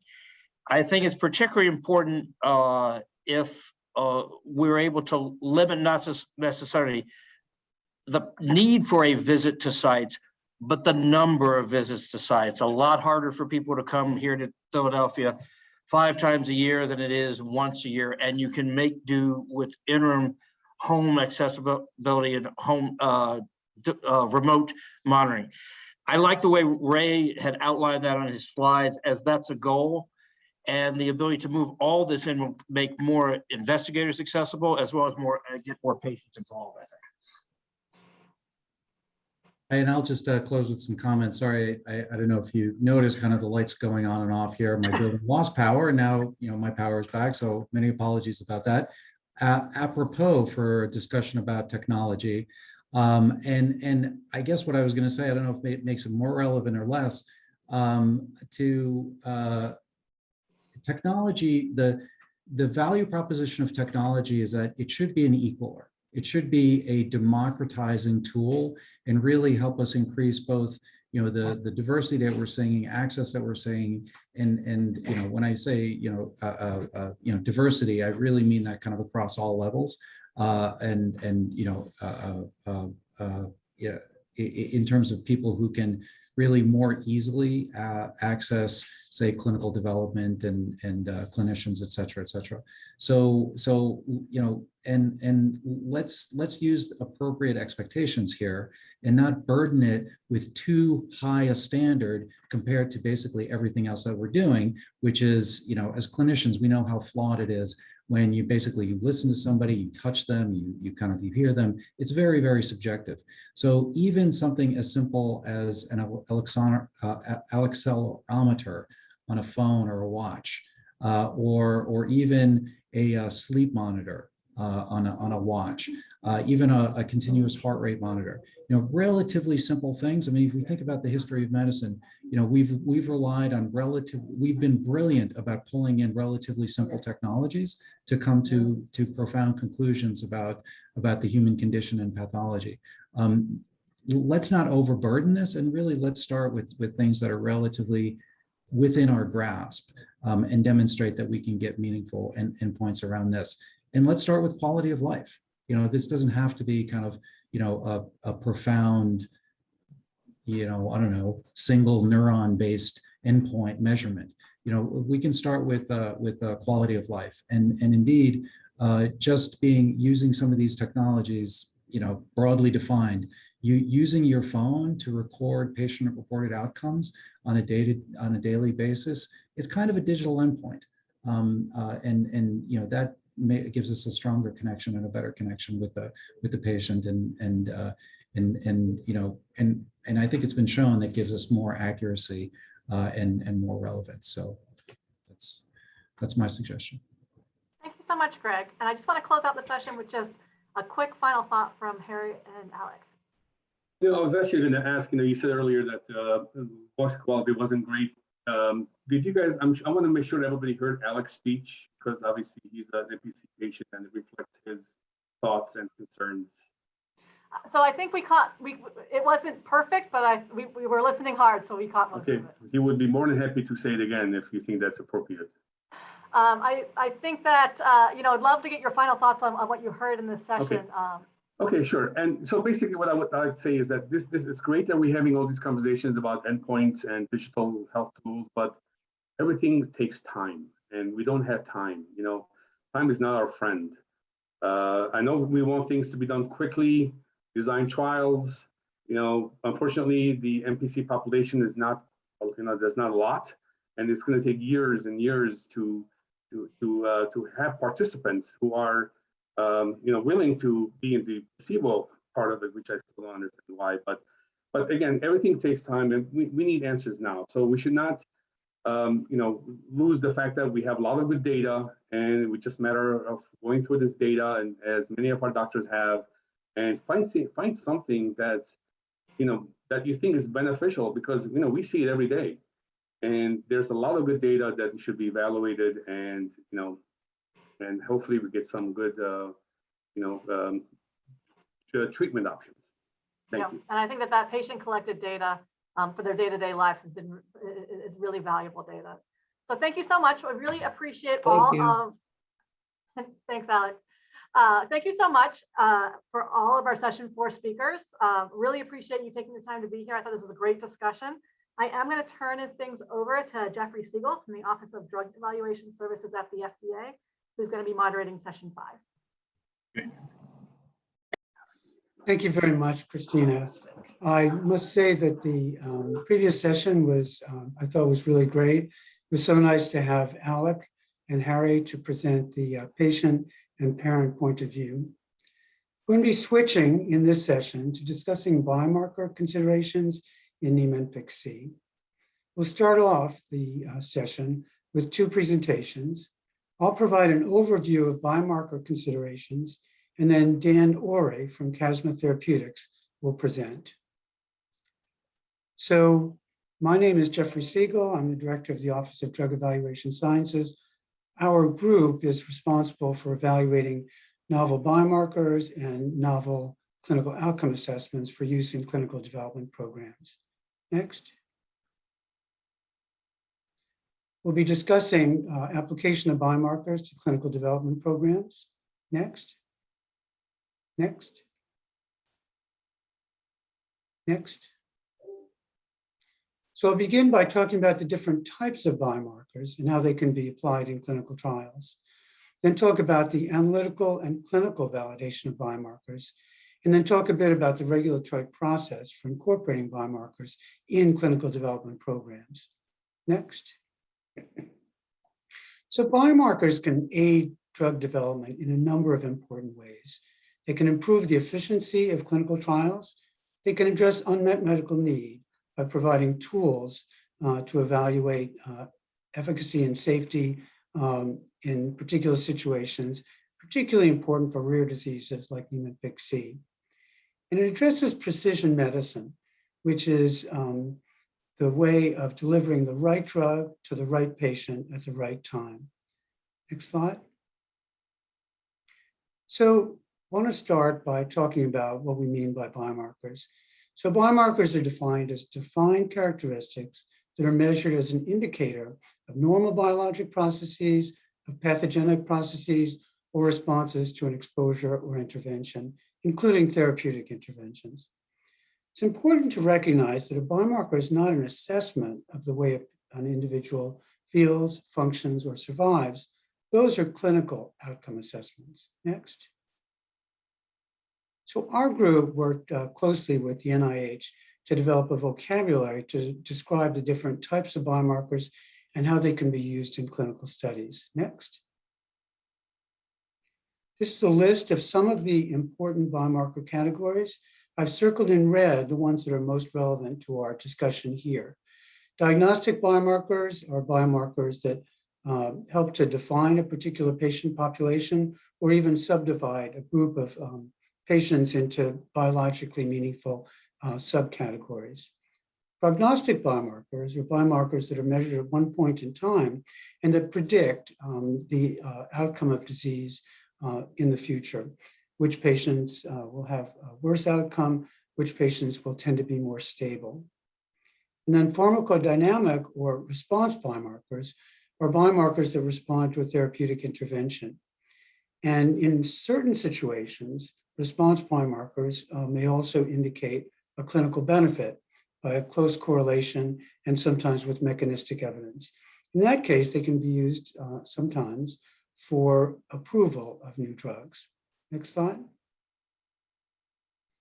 So a number of years ago, Congress passed the 21st Century Cures Drug Development Tool legislation, which defines the process by which FDA qualifies biomarkers for use in particular contexts of use in clinical studies. The detailed process is shown here, and I won't go into this in detail. Next. It's important to consider that biomarker qualification is just one of the ways that biomarkers can be validated and used in the drug development process. Another way is through scientific community consensus. And biomarkers don't always have to be qualified formally. Pharmaceutical company sponsors may develop a biomarker and propose to the clinical review division use of the biomarker in their individual clinical development program. And this is a separate way. Important to recognize that these different ways are interconnected, of course. In some cases, a biomarker might be qualified for a lower level biomarker, say a prognostic biomarker, then it could be incorporated by a pharmaceutical company sponsor in their clinical study and shown to correspond to clinical outcomes. And it could be qualified in the future based on those data as a surrogate endpoint. Next slide. When we assess biomarkers for use in clinical studies, we think about two aspects of validation. We think about the analytical validation. This is showing that the biomarker can be measured reliably, accurately, and what it measures corresponds to what it purports to measure. Clinical validation is providing evidence that shows that the biomarker provides information that supports a connection with a clinical concept of interest. Next slide. So as I mentioned before, one particularly important use of biomarkers is as surrogate endpoints. Here, based on supportive evidence, the biomarker can be used for approval either for traditional approval or potentially for accelerated approval. In general, to support approval, FDA expects substantial evidence of effectiveness. It shows that a drug improves meaningful clinical outcomes in the way a patient feels, functions, or survives. A validated surrogate endpoint is one that's accepted by the FDA based on data that shows that it predicts a specific clinical outcome. These endpoints have strong and diverse evidence supporting the relationship between the biomarker and the clinical outcome, and these are used to support traditional approval. In contrast, a reasonably likely surrogate endpoint is one that's supported by strong mechanistic or epidemiologic data suggesting that the effect on the surrogate is expected to be correlated with a clinical benefit, but hasn't yet reached the standard for validation. In this case, a reasonably likely surrogate endpoint can be used for accelerated approval to treat a serious or life-threatening disease or condition. And then in the post-marketing setting, there's a requirement to demonstrate that the surrogate endpoint actually does correspond to the clinical benefit. Next slide. So what I've tried to show is that these different levels of validation of surrogates have different levels of evidence required for different uses, with the validated surrogate endpoint requiring the highest level of evidence. Next slide. It's also important to realize that there can be limitations of surrogate endpoints. Ideally, the biomarker will be on a causal pathway that's also modulated by the drug. In this case, you would expect that an effect on the biomarker would also lead to an effect for the clinical outcome. Next. But in some cases, the biomarker may not be on a causal pathway, but it actually is just correlated with the clinical outcome. In this case, the drug could have an effect on the biomarker, but not have the expected effect on the clinical outcome. Next. Next. And in other cases, the drug may indeed have an effect on the biomarker and therefore have an effect on the clinical outcome. Next slide. But it can also have adverse effects on the clinical outcome and toxicities that can counterbalance the expected effects on the clinical outcome. So these are all things that must be taken, thought through carefully in accepting something as a surrogate endpoint to make sure it really does predict a clinical benefit for the patient. Next. So the supportive evidence for a surrogate endpoint relates to its relationship to the clinical outcome. It's important to provide the rationale to use it as the primary endpoint for a study, to show how the biomarker relates to the causal pathway, to demonstrate what level of change in the surrogate endpoint would be expected to have a clinically meaningful effect for the patient. Important to evaluate consistency across different conditions, and it's important to have the availability of tools to directly assess clinical outcomes. Next. So mechanistic data plays a particularly important role in evaluating potential surrogate endpoints. In some cases, mechanistic data that ties the biomarker to the pathophysiology of disease may be strong enough in itself, along with epidemiologic data, to support its use as a surrogate endpoint. This would be for situations where there's a single causal pathway to disease, with the biomarker reflecting that pathway. Examples are use of parathyroid hormone levels and secondary hyperparathyroidism, substrate levels for certain rare genetic enzyme deficiency disorders, and for example, urinary oxalate levels for hyperoxaluria. Next slide. So in summary, the different types of biomarkers require different levels of evidence.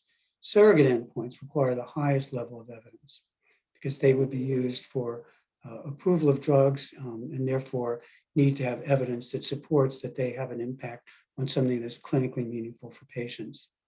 Evidence linking the biomarker to the causal pathway of disease and multiple lines of evidence linking the biomarker to clinical outcomes increase confidence that a biomarker can serve as a surrogate endpoint. And for pharmaceutical company sponsors who are considering a biomarker as a surrogate endpoint, it's important to consult the clinical review division early to get their feedback. Next. And with this, I'll turn it over to Dan Ori from Casma Therapeutics. Dan? Yes, thank you. Thank you, Jeff.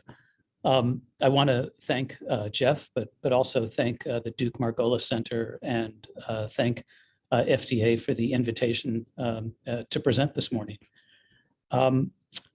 What I hope to do in the next few minutes is give you really an overview of biomarkers that have been developed in NPC and thoughts about where we might head for getting, biomarkers that will be helpful for drug development.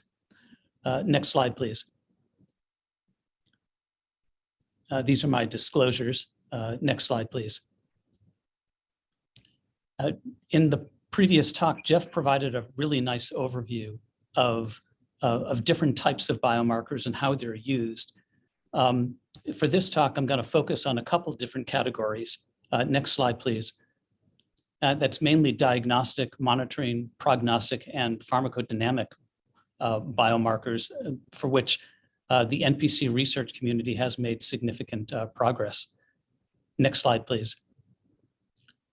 The biomarkers that are most well developed in NPC are diagnostic biomarkers. And these largely fall into three broad categories of metabolites.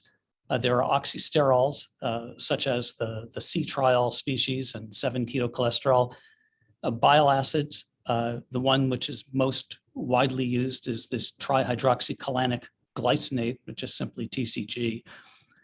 And then there's an entirely new class of lipids that were discovered as a result of NPC research, which are referred to as the acyl phosphocholine serine, or APS for short. Some of you may know this as lyso-SM509, which was what it was called when it was originally identified.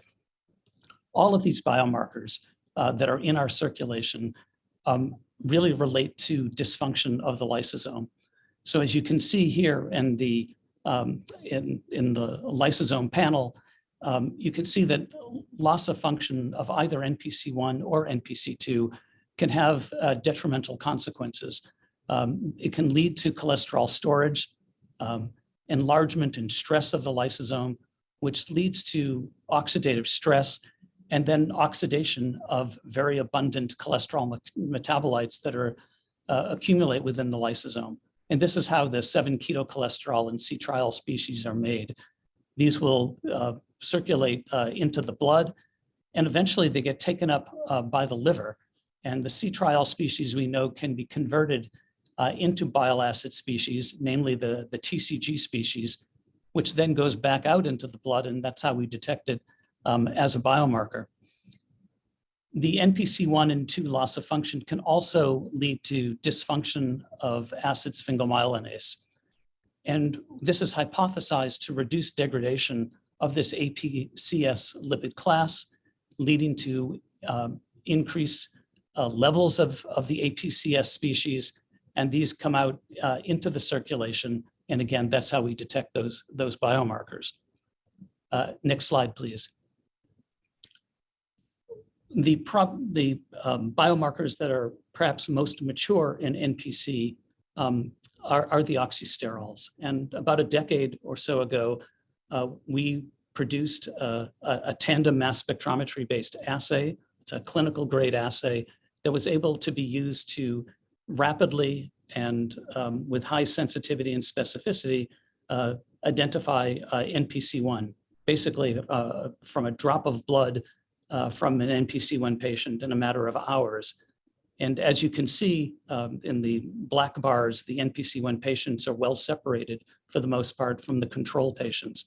And this assay had very good receiver operating characteristics. The assay has since been implemented really throughout the world. Last count, there were over 60 laboratories that offered this assay. It has been both retrospectively and prospectively validated.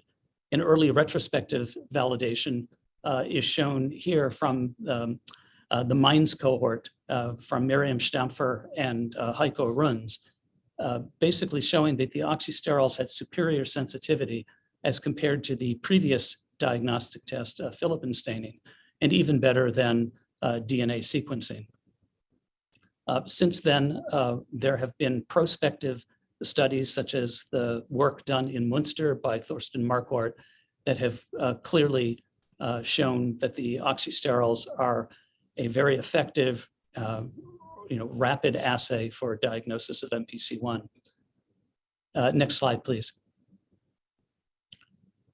Of the biomarkers that I showed earlier, the only one which really can be used for population screening is the TCG bile acid biomarker. That biomarker we showed some years ago had great ability to discriminate NPC1 from non-NPC1 in dried blood spots. And this is shown here in this graph where we're comparing control newborns to NPC1 carriers versus patients that have NPC1. This TCG biomarker is now being prospectively validated in New York in the Screen Plus program that is led by Melissa Wasserstein at Montefiore. Next slide, please. We've also had the opportunity to compare these various circulating biomarkers. And in a study we did in our diagnostic lab of 301 consecutive patients, we compared the ability in clinical grade assays of each of these biomarkers to detect NPC1 patients. And as you can see in the under the NPC1 true positives, all three of these assays had very high sensitivity to be able to detect the true NPC1 patients. However, there were differences in terms of their specificity. The specificity is identified in this Venn diagram by looking at the numbers of subjects that are not contained within the respective circle. So for instance, C trial has 13 subjects that are not within the red circle, and those 13 subjects represent false positives. In the case of C trial, it often is the case that there are NPC1 carriers that will show up in this population.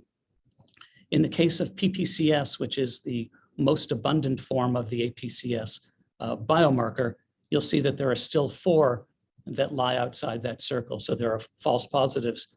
On the other hand, the TCG bile acid biomarker, there's only 1 false positive. And so this really has the highest receiver operating characteristic performance. And we recommend this really as the diagnostic assay of choice. Next slide, please. There are also other classes of biomarkers that are being worked on in NPC. One class that I would refer to as monitoring biomarkers is the use of MRI and diffusion tensor imaging. And this is really some very nice work that was done by Mark Walterfang in Melbourne, where he looked at NPC1 patients and then age-matched controls. And what you're seeing here are comparisons of differences within the cerebral cortex versus the subcortical structures. On the left, you can see these areas in yellow, which indicate that they are atrophied or where there's actual loss of volume in the NPC1 patients. Likewise, in a subsequent study, he looked at the subcortical structures, and here the blue indicates the loss in NPC1. What's important to realize about these studies is that they're cross-sectional. They're not longitudinal. And for that reason, it becomes difficult to know exactly how to use these as a biomarker, for instance, for correlating with interventions or clinical performance. It is also true that with DTI, that there's a lot that would have to be controlled from center to center, particularly with regard to the magnets that are used and the pulse sequences. Next slide, please. A potential prognostic biomarker might be lysotracker staining. A few years ago, friend Platt's lab looked at lysotracker staining in B cells from NPC1 patients. What the lysotracker staining actually is doing is it's a fluorescent marker, and by using a flow cytometer, you can use it to volumetrically quantify the size of lysosomes. And what they found in that original study was that it actually was a pretty good way to discriminate or show differences between NPC1 patients and control subjects, particularly in the younger age groups, as you see over on the left. It was less useful in the older age groups.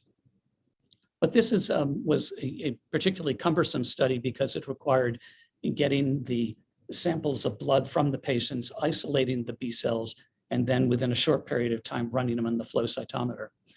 A more recent work that comes from Bill Pavin's lab and Denny Porter's lab is actually looking at lysotracker staining in fibroblasts obtained from NPC1 patients.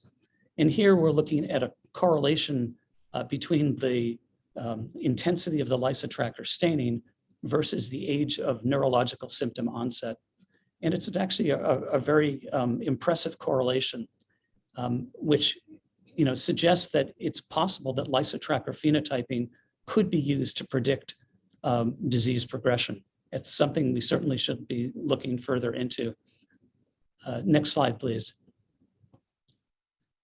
We've also developed pharmacodynamic biomarkers. In this case, I'll give the example of 24-hydroxycholesterol, this time an oxysterol that is almost exclusively generated in the CNS. Normally, cholesterol comes into neurons through ApoE containing particles, and then it is transited from the lysosomes to an enzyme in the ER called CYP46, which hydroxylates it to 24-hydroxycholesterol that eventually leaves the cell and is sent into the bloodstream, where it's taken up by the liver, converted into bile acid and excreted. That's the normal cycle for CNS-derived cholesterol. In the case of NPC1 in the center, that creates a block in this delivery of cholesterol from the lysosome to the ER. So there's less cholesterol for CYP46 to metabolize, and 24-hydroxycholesterol levels are lower. And this is something that Denny Porter and myself showed over a decade ago from patients in the natural history study. Now, in the case of hydroxypropyl beta-cyclodextrin, it is able to bypass this block. So it's able to release the cholesterol from the lysosome and get it to the ER. And in doing so, it is now hydroxylated by CYP46, and you have, restore the levels of the 24-hydroxycholesterol. So this was tested in the phase 1/2 study of intrathecal cyclodextrin a few years ago. And here's an example of 3 patients in which we're looking at the CSF levels of 24-hydroxycholesterol. This is their pre-dose level on the left, and on the right is a repeat LP that showed their post-dose levels, after receiving the intrathecal cyclodextrin. And I think it's pretty clear that they all showed the same 2-fold increase in the 24-hydroxycholesterol levels. So in this regard, the 24-hydroxycholesterol is certainly a pharmacodynamic marker. I think you could argue that it really is a target engagement marker for the action of the cyclodextrin, on the target, which is the lysosome. Next slide, please. In the same study, we also looked at CSF protein biomarkers. In this case, we looked at an inflammatory marker, FABP3, that's produced by microglia, and also looked at calbindin D, which is an integral protein in Purkinje cells in the cerebellum. And here we're looking at the baseline levels to the final levels at the end of the study. And most of these patients were studied for about 18 months. And what you can see for the FABP3 and for calbindin is that there are reductions, in the levels. Again, this correlated with improvements in clinical domains. So the CSF proteins here may have potential as response biomarkers. Next slide, please. So to summarize, what we've learned as a field so far is that we certainly have excellent plasma biomarkers to facilitate NPC1 diagnosis, and soon may be able to have an effective newborn screen. I think one thing that's very important to take away from this is that these circulating biomarkers, all three classes of metabolites, are largely produced by peripheral tissues. So they really have limited utility as CNS response biomarkers. And I think it's very important to keep that in mind as we think about applying these biomarkers in clinical studies and what their limitations might be.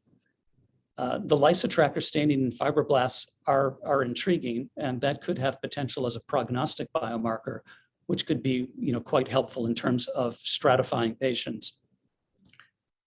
There certainly should be potential for developing more target engagement biomarkers, such as the ones that we developed for cyclodextrin, and possibly this could be extended to other therapeutics.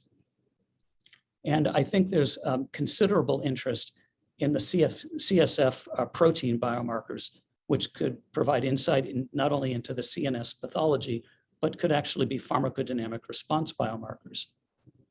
Next, please.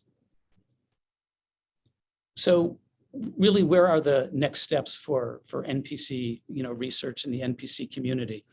Well, I think the biospecimens that have been collected in particular from the natural history study and also from intrathecal cyclodextrin trials and the expanded access protocols, I would say provide a really rich resource for discovery and validation of CNS response biomarkers.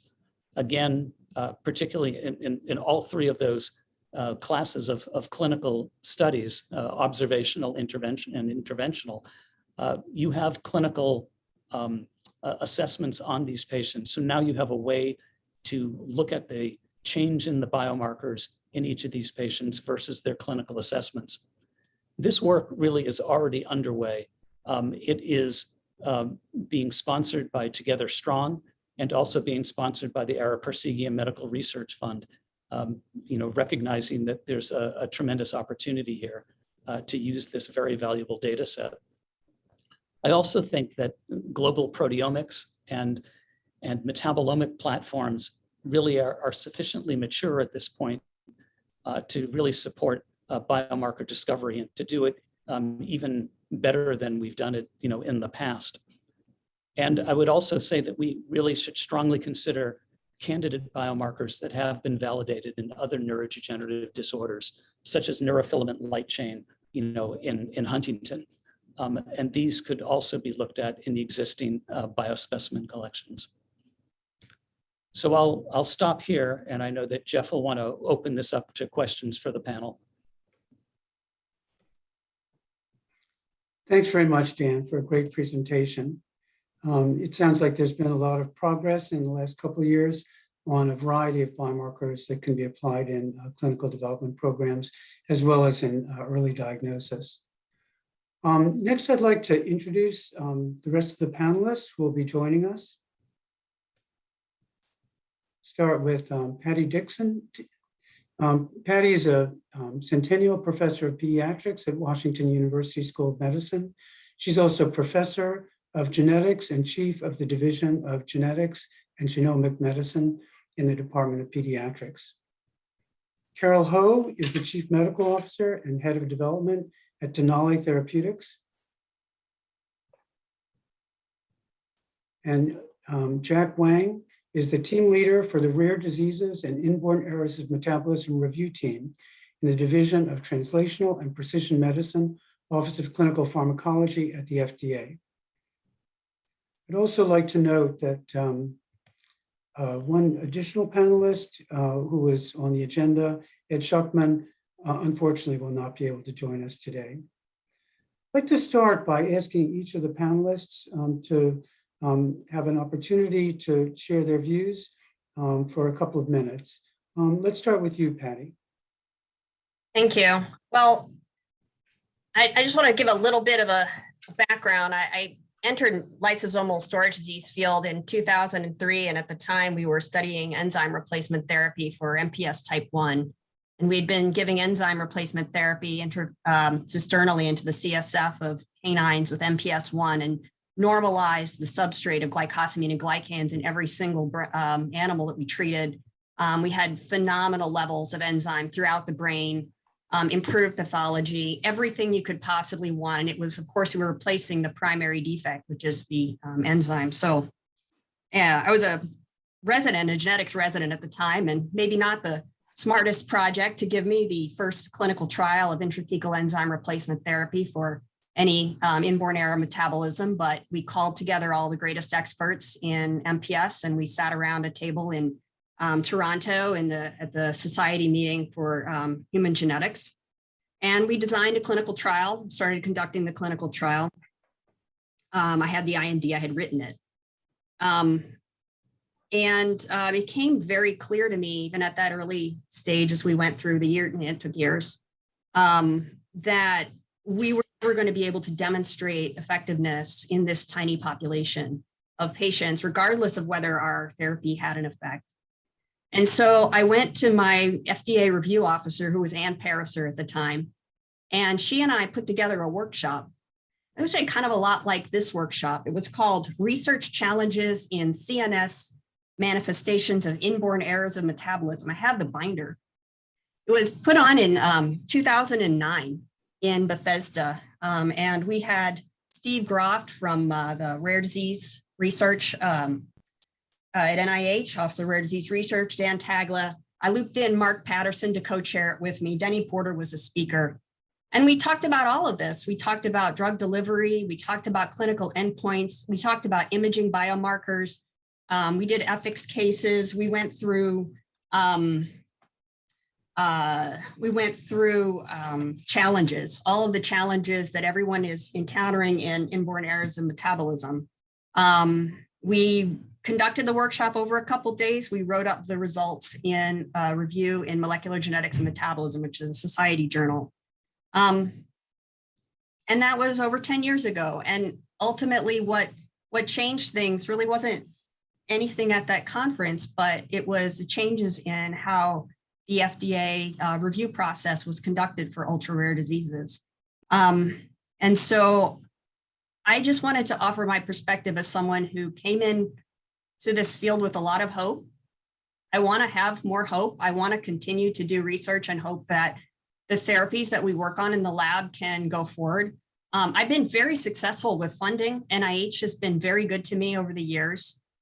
We've made a lot of wonderful progress in animal studies. But I don't know that I'm going to get any smarter. And I don't know that any of us are going to get any smarter. And so I want a way forward. And I want to be able to tell people who are thinking about inborn errors of metabolism as a field that it's an exciting place to work. And that's all I have to say.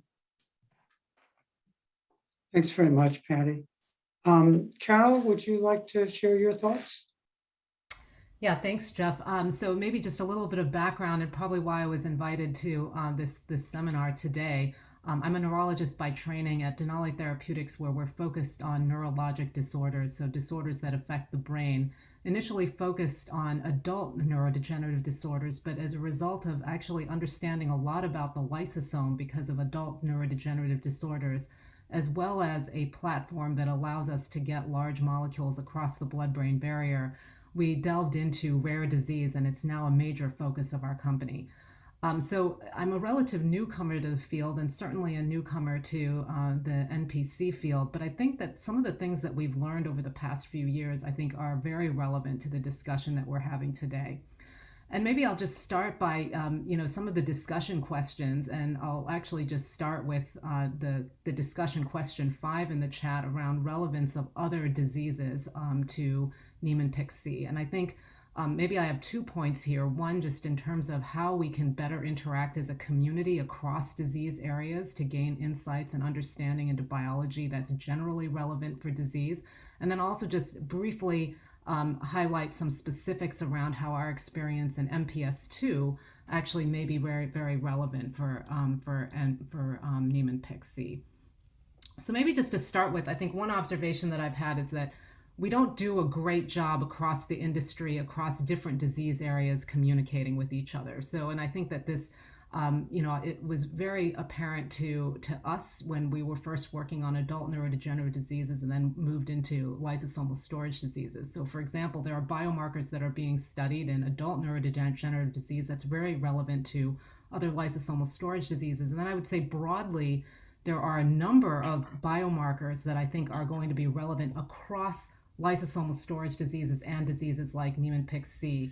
And this is where I talk about, our focus on biomarker-driven drug development, where it's not enough to look at target biology biomarkers, but we have to start looking at pathway biomarkers. And this is where I think there's a lot of opportunities for synergy. So when we look at lysosomal biomarkers, so for example, Dan, I read a great paper that you wrote years ago while you were at WashU on characterizing lipid biomarkers in Niemann-Pick C, and some of those biomarkers that accumulate in the brain, for example, gangliosides, GM2, GM3, these accumulate in other disorders of lysosomes and of neurodegeneration. So for example, in MPS II, we have recently, for the first time, characterized elevated levels of GM2 that are actually responsive to treatment in the CSF of MPS II patients.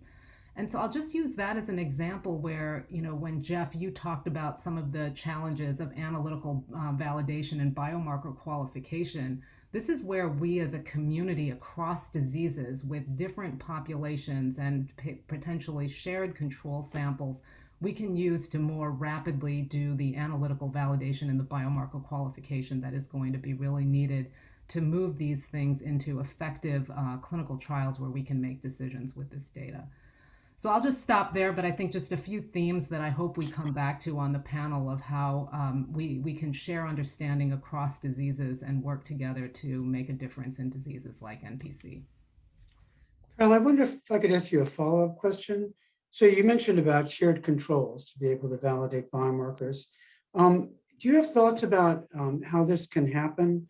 We work with a number of public-private partnerships that are put together to connect academics with FDA and industry to have sharing of data. Would that be the way to go, or do you imagine other ways? That works in the pre-competitive space, which it sounds like is what you're talking about. Yeah, absolutely. And I think I'll just give maybe a specific example, and some of the others here that are developing therapies may have faced similar challenges. But so, for example, when you're trying to understand a new biomarker, for example, GM2 and GM3 in a disease population, you have to know also what are normal levels. And that's really important even in understanding when you're reducing, say, levels of GM2 or GM3 by a certain percent. What does that mean? So a 20% reduction may be a small percentage, but if you're normalizing those levels, that's really important. And that could potentially change how you think about your drug development or even your dose selection. And even getting normal samples is very challenging. It's challenging in adult diseases. It's even more challenging in pediatrics. So for example, in pediatrics, usually when you get CSF samples, they're not actually normal kids because kids are not donating CSF. They're usually in there for some reason. And sometimes we get these samples, we don't know anything about the clinical background of these samples, and there are limited numbers of them.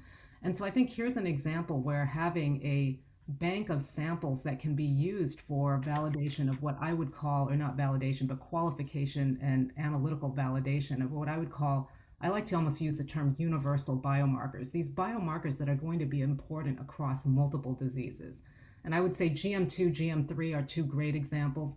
Neurofilament is a very complicated area for those that are following the literature on that, both in rare disease as well as in adult neurodegeneration. But that's another example of a biomarker where we don't exactly know how to interpret it yet, but we're seeing it being important, or a biomarker that changes across a number of different diseases. And it may be relevant for some diseases and not for others in terms of guiding your development path, but it's a biomarker that I think, and it's been mentioned here, that people want to understand across a number of diseases. And I think this would be an area where if there are public-private partnerships, regulatory interactions to help facilitate the analytical validation and qualification of these biomarkers, I think it'll have a big impact across a number of diseases. Great. Thank you very much. Jack, could you share your thoughts, please? Yeah, thank you, Jeff. Yeah, thank Jeff and Dr. Ori for the very clear and informative presentations. I can comment on some of the strengths and the weaknesses of the biomarkers currently being explored for NPC and provide some general considerations based on my review experience at the FDA. The development of biomarkers is very critical in drug development for rare disease such as NPC, as we can see from Jeff and Dr. Ori's presentation. So biomarkers may be used for diagnosis, monitor disease progression, and as measurement of treatment response. From a clinical pharmacology perspective, we are more interested in biomarkers used for measurement of treatment response, or we call pharmacodynamic response, PD response.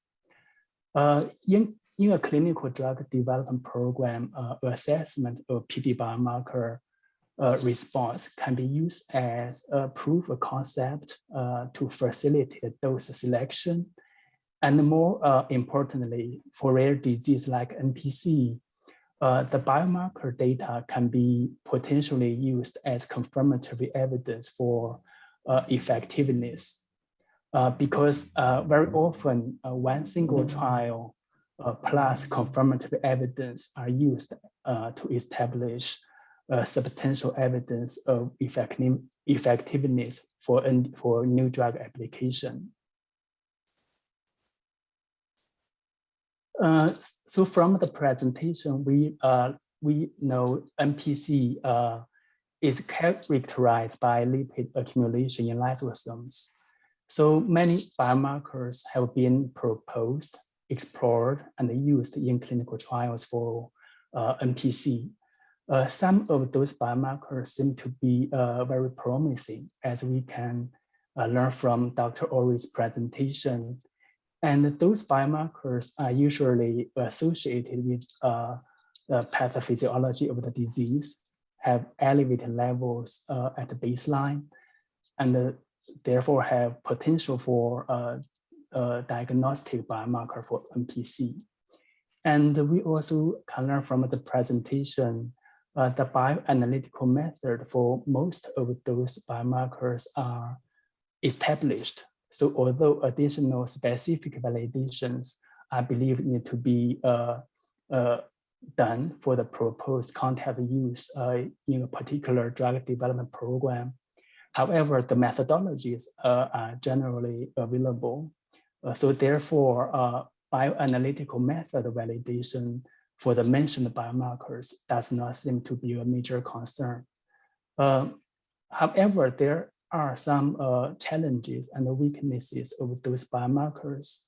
As Dr. Ori mentioned, the plasma biomarkers, or those for diagnosis purpose, do not seem to have good use for PD response. But we do see many sponsors use those plasma biomarkers in their program for NPC. So those plasma biomarkers show very large interpatient variability. And also the underlying causes of the variability is not well characterized. So we have learned from the panel discussion yesterday that NPC is a very heterogeneous disease with large interpatient variability for clinical endpoint. So those plasma biomarkers share similar issue. And we also know there are no FDA-approved therapy for NPC at this time. The majority of drugs under development, based on my review experience, only show a very small treatment effect for those plasma biomarkers being explored. Although, from clin pharm perspective, we usually believe PD biomarker is more sensitive to the treatment compared to clinical endpoint, measuring how a patient feel, function, and survive. However, in the case for NPC, we often see very small PD response as well. So the large inter-patient variability and also the small treatment effect, so make it very challenging to demonstrate statistically significant difference when validating those biomarkers. Yeah, I think I can stop there, Jeff. Thanks very much, Jack. So I'd like to turn to the specific questions we have. The first one has to do with the strengths and weaknesses of the various biomarkers that are being developed. I think we've had some good discussion on that. I'd like to turn to the second one, which is what's the role of blood biomarkers versus CNS biomarkers in assessing the severity of neurologic disease? And Patty, I know you've worked a lot in this area. Could you please share your views on this? I think this is going to vary greatly. Well, first of all, CNS biomarkers are, if you're talking about, do they mean CSF biomarkers or CNS biomarkers other way? Oh, sorry, CSF. Well, CSF, but also imaging. Brain imaging. Yeah, things that reflect the CNS directly. I have a lot of issues with, biomarkers generally speaking, in that, and I think that when you spoke about the difference between a biomarker showing a response and a clinical outcome, and as we know, the timing of intervention, a lot of things can affect the clinical outcome that aren't going to be reflected in a biomarker response. In the specific biomarker, what's really important with CSF is to figure out what compartment what that really is representing.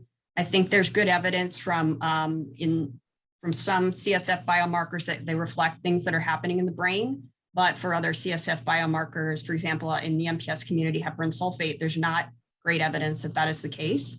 And so I think that it is really important to make sure that whatever biomarker you are measuring is reflecting the compartment that you're trying to treat. Thank you. Anyone else want to comment on use of direct measurements of the CNS versus looking at plasma biomarkers? Carol, do you have experience in this area you'd like to share? Yeah, sure. And I think it really depends on what you're trying to assess and what you're trying to conclude from the biomarkers. I think that any disease that has a central nervous system component of cognition, behavior, does require that we look at biomarkers that are relevant to the central nervous system. Now, I think the holy grail is that we want those biomarkers in the periphery that are actually reflecting what's happening in the brain. And, those are few and far between. I think neurofilament has been a candidate for that, where plasma neurofilament does reflect brain. And there are other biomarkers that come from the brain and potentially can be measured in the periphery. But I think a lot of times we do end up needing to go to CSF biomarkers. And here I'll just leverage kind of our experience in MPS II Hunter syndrome, where we know that peripheral enzyme therapy does not affect the biomarkers of substrate accumulation as well as lysosomal biomarkers in the brain. And so we have had to utilize CSF biomarkers to really look at the effects of enzyme replacement of our candidate therapy in the brain. And so I think it's vitally important that as we address unmet medical needs that involve the brain, that we develop these biomarkers. And to my comments earlier, I think there are some kind of common universal biomarkers that I think would be really valuable across the field. I just want to add that for MPS I, we've actually published that the heparan sulfate in the CSF, it does go down with intravenous enzyme replacement therapy. Even though that enzyme replacement therapy doesn't treat the brain, and those patients don't clinically respond as if their brain has been treated. And how much does that get reduced in the brain? It's a measurable reduction in brain. It's not to normal, but it is reduced, and it does have some correlation with serum values. Great. So, I think that's very relevant. I think, and I think this maybe goes back to even having natural history data. In some diseases, we're limited in the natural history data to measure that. But I think, at least from our experience, if there is a reduction in MPS II, it is minimal. The levels are still, 8-fold higher compared to controls. And so from that perspective, we felt that it was very important to measure directly in the CSF as opposed to looking at peripheral gags only. Other comments on this topic? If not, we have about 5 minutes left. I'd like to make sure we touch on one other topic in particular, which is some biomarkers are developed based on findings in animal models. But there can be challenges about extrapolating what you learn from animal models to Niemann-Pick, of course. One important consideration is that some animal models are models of prevention. So they treat the animals before they've developed symptoms, and that might be very different than the effect you'd get by treating a patient who already has symptoms. Could the panel please discuss this area and how you think that animal models can be used to develop useful biomarkers? I could comment on that. I want to say that the animal models have been very helpful for us in terms of doing biomarker discovery. One thing that we are fortunate in NPC is that the mouse model and the large animal cat model largely mirror what you see in human disease. And this is very important. Now, you can use these, excuse me, you can use the tissues and samples from these animal models to help, do discovery. And that was actually the way in which we first identified the oxysterols. We later then, validated this in the natural history study that Denny Porter runs. So I think from a discovery standpoint, they're very useful. There are limitations, and some of the limitations are that not all of the metabolites are represented in the animal models. Excuse me. Not all are represented in the animal models, and so you have to realize that some biomarkers are going to require discovery directly in humans. And so again, the natural history studies and the sample sets from interventional studies provide you with a rich source of material to be able to do biomarker discovery that way. So in some ways, I find them very complementary, at least at the discovery stage. Thank you. Other comments on animal models? And we obviously use animal models heavily. I agree with Dan. They're incredibly valuable for discovery. As Carol mentioned, it's very challenging to obtain CSF in a natural history setting for lysosomal diseases with good reason. And so having those available for biomarker discovery, going back to the human situation to make sure that this is a pathophysiologically valid. And then you can go back to the animal to see how that biomarker responds in a dynamic way to therapeutic intervention to see what you might see in a patient. So I think that's animal models are really important. And I would also echo these dog and cat and companion animal models for lysosomal diseases are extremely valuable and should be supported if possible. Thank you. Other comments on the use of animal models? Yeah, I would agree with the comments of Dan and Patricia, but I would just say that in addition to that, we find that these models are really essential in identifying candidate biomarkers that you want to look at in the clinic, because otherwise you could be in a situation of really doing a fishing expedition on very valuable patient samples. And so some of the ways that we've used these models is one, that you can actually get brain tissue, obviously, from these animal models and then look at correlations between that and fluids that can be accessed in a patient population, whether they be peripheral blood, serum, or CSF. And this enables us to really identify likely candidates that we then can take into the clinic rather than testing those in the clinic. So I would say these animal models are really essential in understanding the pathobiology and understanding both target engagement, pathway engagement, and candidate biomarkers to track in the clinic. Yeah. So, I just want to, please, Jeff, just one thing. I just want to comment and follow up on what Carol said, that one area where we have seen, we really were benefited from the animal models was for the pharmacodynamic response. So the 24-hydroxycholesterol marker, which we used as basically a target engagement response marker successfully in the phase 1/2 trial, the dynamics that we saw in humans mirrored exactly what we saw in mice and in the cat model.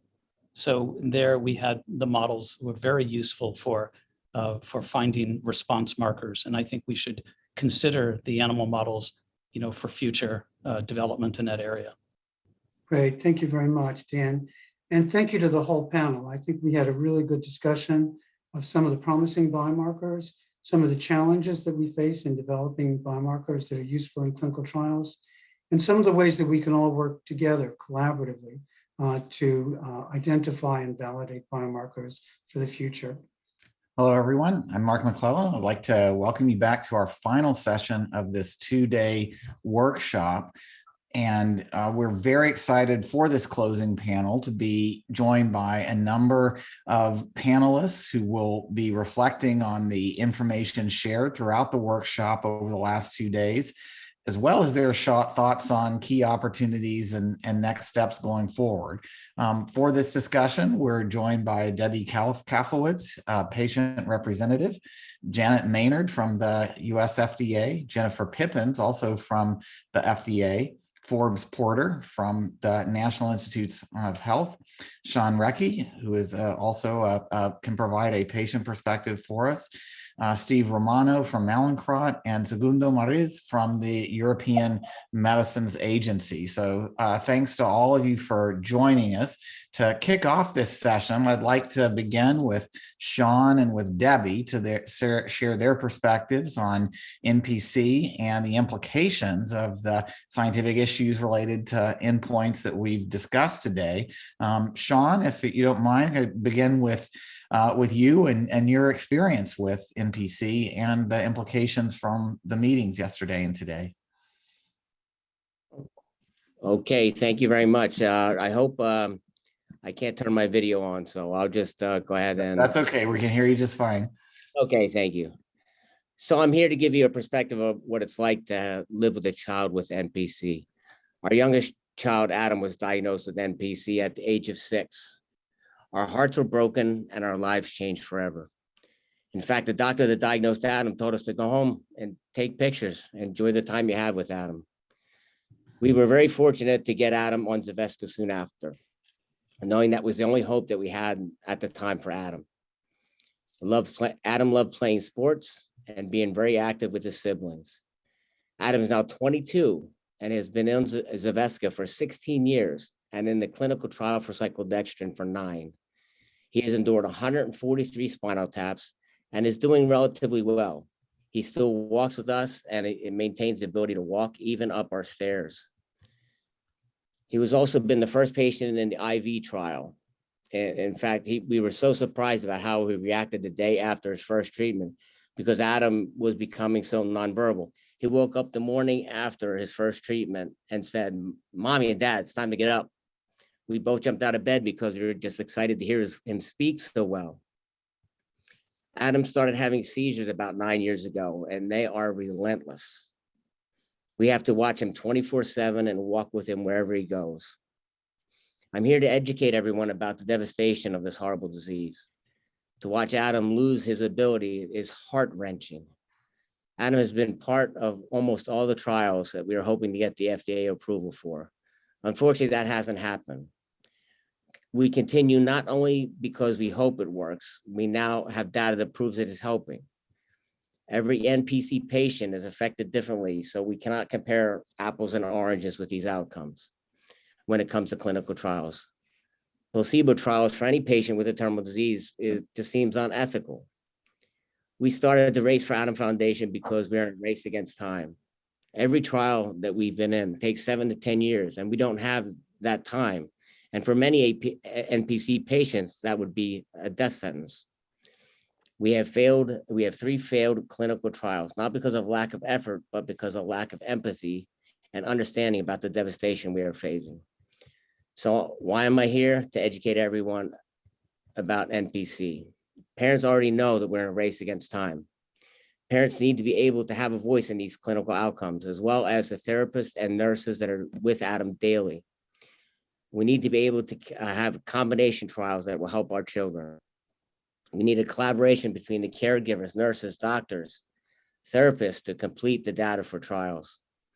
Adam's occupational therapy is often turned down because our insurance says it's not medically necessary. It's just because the person making the decision about it has no idea about NPC. Our occupational therapists have to explain just because there may not seem progress that with Adam, that's fine. He's staying stable and that's helping. And I really do appreciate you let me speak about a parent's perspective. And thank you to Duke Margolis and the FDA for listening to this parent's perspective. Thanks so much for sharing your perspective, Sean. We really appreciate it. And now I'd like to turn to Debbie. Debbie, I know you've got a daughter who's diagnosed with NPC as an adult, and please let us know about your experience and perspectives on yesterday's meeting as well. Thank you. I would also like to thank everyone involved in this two-day conference, those who have given their time and energy behind the scenes, and those who are sharing their ideas on Zoom. I live in New Providence, New Jersey with my husband, Steve. Sadly, we lost our only child, Rachel, on October 25th, 2018. Rachel's story is different from the others because not only was she at adolescent adult onset, but she never had treatment. Rachel was diagnosed with NPC at age 26. My first conference was a year after that, and they were just showing positive effects of cyclodextrin with cats. By the time treatments were accessible to Rachel, it was too late. The damage and decline was too great. Adolescent and adult onset has some different symptoms and challenges than other forms of NPC. Not worse, just different. As Barb said yesterday, many patients with adult onset often begin with psychiatric problems. Rachel's final psychiatric diagnosis was schizoaffective. Her first breakdown was her junior year of high school, and over the next 12 years, yes, 12 years, she was in and out of hospitals with doctors trying to get her stable, trying different medications, different dosages, different combinations. But they would eventually shake their heads, sometimes after 8-week stays, and send her home with us as her caregivers, where she couldn't be alone for only even a minute. She eventually did get stable enough to function, but there were many breakthrough episodes. During that time, Rachel also experienced cognitive decline. At first, it was just noticeable in school. However, then it took a more serious turn. She started losing her short-term memory. I asked the doctor if someone Rachel's age could have Alzheimer's, because Rachel and my father looked exactly the same, and he was suffering from Alzheimer's. She lost her ability to reason and understand cause and effect. Rachel was confined to a wheelchair. She'd see something across the room, and then she would try to get out of her wheelchair to get it. And that always led to a trip to the ER, where they greeted her by name because we were there so often. Although adult onset is expected to happen slowly, things can go downhill quickly. In about 5 months, she went from walking fine to holding on to us, to a walker, to a wheelchair. With hand tremors, she went from making her own jewelry, not sure if you can see my necklace, it's Rachel's, to having no control over her hands. She couldn't even pet our dog. Regardless of age, when progression is happening to you or your loved one, it feels like every time you turn around, something else has been lost. One of the most devastating parts of adolescent adult onset is the emotional component. For young adults, it's knowing that your peers are moving forward in their lives and you're moving backwards. For older adults, it's having a life and then knowing it's slipping away. I know people with Niemann-Pick who were captains of their high school sports teams, who are doing fine in college, who are involved in a job, who have families, their own families and living on their own when all of a sudden, out of the blue, their life starts to fall apart. Before Rachel got sick, she danced in ballet recitals, babysat, and was a fabulous camp counselor due to her talent with children. She had her driver's license. Rachel planned on going to college, having a family, becoming a teacher, but each dream disappeared little by little. Rachel couldn't do anything she planned. In the beginning, she was much more socially aware and engaging in more activities than the other people in the day programs we found. I call this having one foot in the regular world and one foot in the disabled world and feeling like you don't fit any place. One of the most devastating things for us was when Rachel would ask questions that showed she was still aware of her decline. What am I going to do about me? Who's going to marry me? And the one that sticks in my mind the most that I remember is, I used to have friends when I was a person. Rachel was doing well at the end of August 2018. Now, when I say well, I'm talking about Niemann-Pick standards. She couldn't do anything herself. The list of foods she could eat safely was becoming smaller and smaller. And as I said, she was confined to a wheelchair. But she enjoyed the Niemann-Pick conference and our short trip to the Jersey Shore. Only 2 weeks later, Rachel came down with the flu and entered the hospital on September 8th, where she started fighting for her life. Then she developed pneumonia. After 2 months in the hospital, Rachel passed away at age 33 on October 25th. Thank you. Thanks very much, Debbie. Really appreciate your telling your story and Rachel's story. So sorry, and that's a really nice necklace too. I'd like to come back to you and Sean as we go through this discussion and talk about what we've learned over the last couple of days and what the main opportunities are.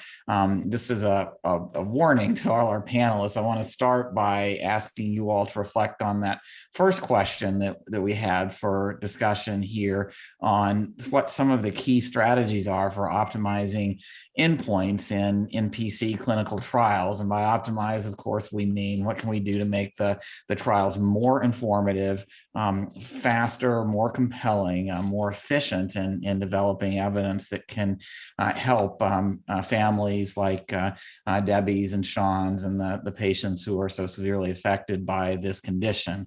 We've clearly got a lot to build on based on insights about the endpoints that have been used and some of the innovative approaches that we've talked about over the last couple of days, especially today, digital surrogate endpoints, et cetera.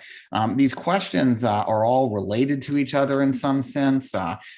We can, by having strategies to optimize endpoints, we can hopefully make trials more efficient, collect the robust clinical data that we need, support regulatory and clinical decision making, and thereby support better access for patients in trial participation, reduce the burdens and increase the learning. But we also want to get, by the end of the session, to a few further discussions around other steps that could be taken to advance the science of determining the safety and effectiveness of treatments for NPC. So we had some discussion over the last couple of days about trial design issues, which could interact with progress on these endpoints. So, and then finally, all of this can potentially benefit from even more collaboration between stakeholders. Patients or families are obviously doing a lot to participate in networks and contribute to what's gotten to be a growing level of evidence from natural history studies, from all the clinical trials that have been conducted. So how can we build on that further? So let me begin by turning to our panelists, and maybe if you don't mind, Steve Romano, could start with you. Sure. No, thank you very much. There's so much to sort of reflect on over the last couple of days, which is great. I'll try to minimize my comments first. But first, I really want to thank you, Dr. McClellan, but also Duke Margolis Center for coordinating this meeting, and especially for, obviously, FDA's engagement. I have found these kinds of settings and meetings tremendously helpful, particularly where you have challenges and you need the whole organization and multiple stakeholders to move the ball down the field. And this is very, very helpful in that regard. I also, having been involved in previous development efforts here, I do want to take a second to thank the patients and the families. It's been a challenging, sometimes frustrating, and certainly disappointing path for, for the development efforts in many cases. But I'll tell you, the families and the patients never fail to remain engaged, helpful, and as we hear today, hopeful. So I just want to thank them. Reflecting on yesterday's and today's sessions, to me, it's just so important to acknowledge some of the fundamentals. Now, we've said them many times, but I just want to highlight, not only are we dealing here with the challenges of a rare condition, but the challenges of an ultra rare condition. So all the logistical challenges regarding identifying patients, the ability to replicate your studies if necessary, all of those are remarkably challenging. But on top of that, as we've been talking about, this is a neurodegenerative condition. So you're not looking for improvement, as we talked about yesterday. I think Denny noted that at first, but we're assessing stabilization, or even more practically, just attenuating the course of a disease that is progressive and looking for the difference between a cohort of standard of care patients or perhaps at some point a natural history cohort. So to me, that is incredibly difficult for folks like myself and others on the phone that have worked in AD. These are multiplied in this condition because, at least in AD, sadly, we have millions of patients. So we can do the work, and we can enroll patients, and we can conduct a replicate or confirmatory trials. It's very, very difficult for us to do that.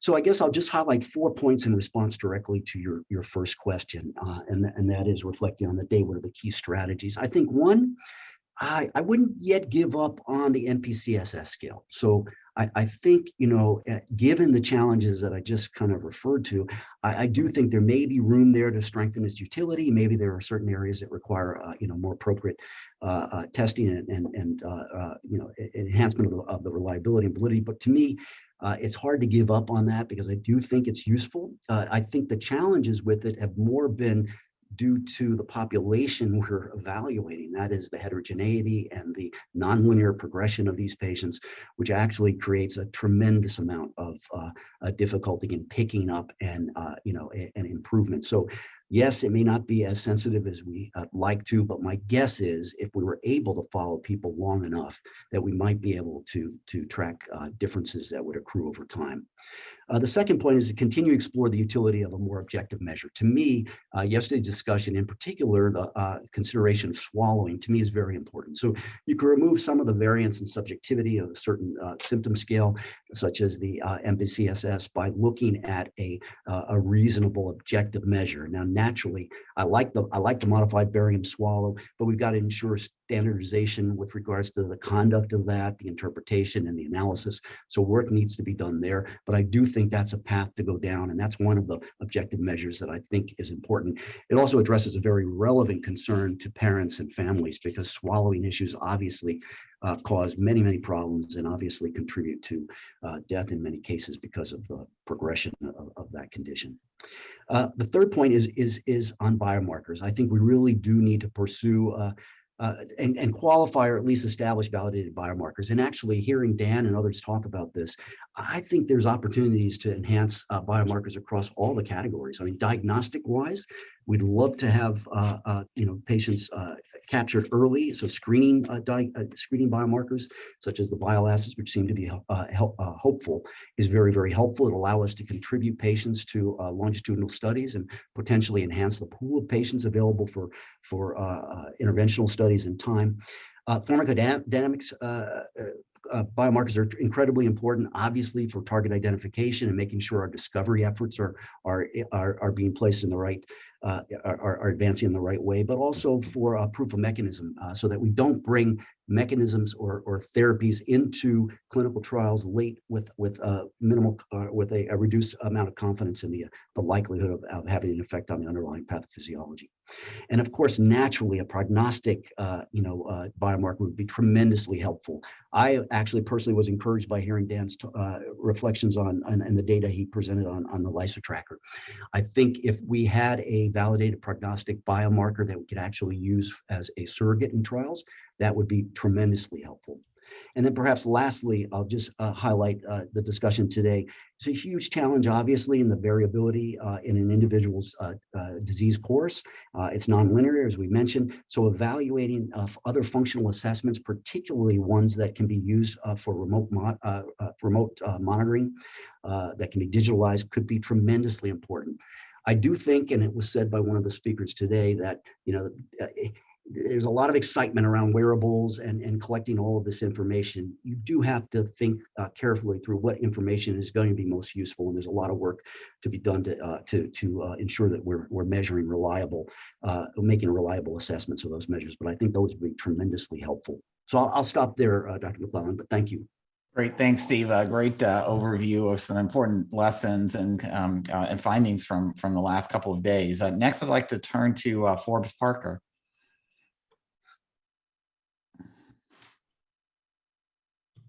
So I just want to reflect back before I come to specific points on a comment that was made yesterday that I think is really important for us as clinical scientists, drug developers, and regulators to understand. And it was a comment that by Phil Morello that NPC is not a slow disease. It brought me back to a talk I did a decade ago to parents when I was trying to describe the process and the advances we were making. And I said, I understand that to a parent, even though we think that this is fast, it is glacially slow. One of the parents came up to me afterwards and said, Dr. Porter, you're wrong. It's not glacial, it's geological. That is the perspective of the parents, that is the perspective of the patients. I think we heard it from all of the parent representatives, and we can't forget that when we look to improve things. So specific points, absolutely agree. Neurological severity score, clinical severity score needs to be standard. We need to work on construct validation. We need to gather that data. It can be improved. At the same time, we need to be careful. We do not want to lose the data that we have. It is a global disease description, and that is useful.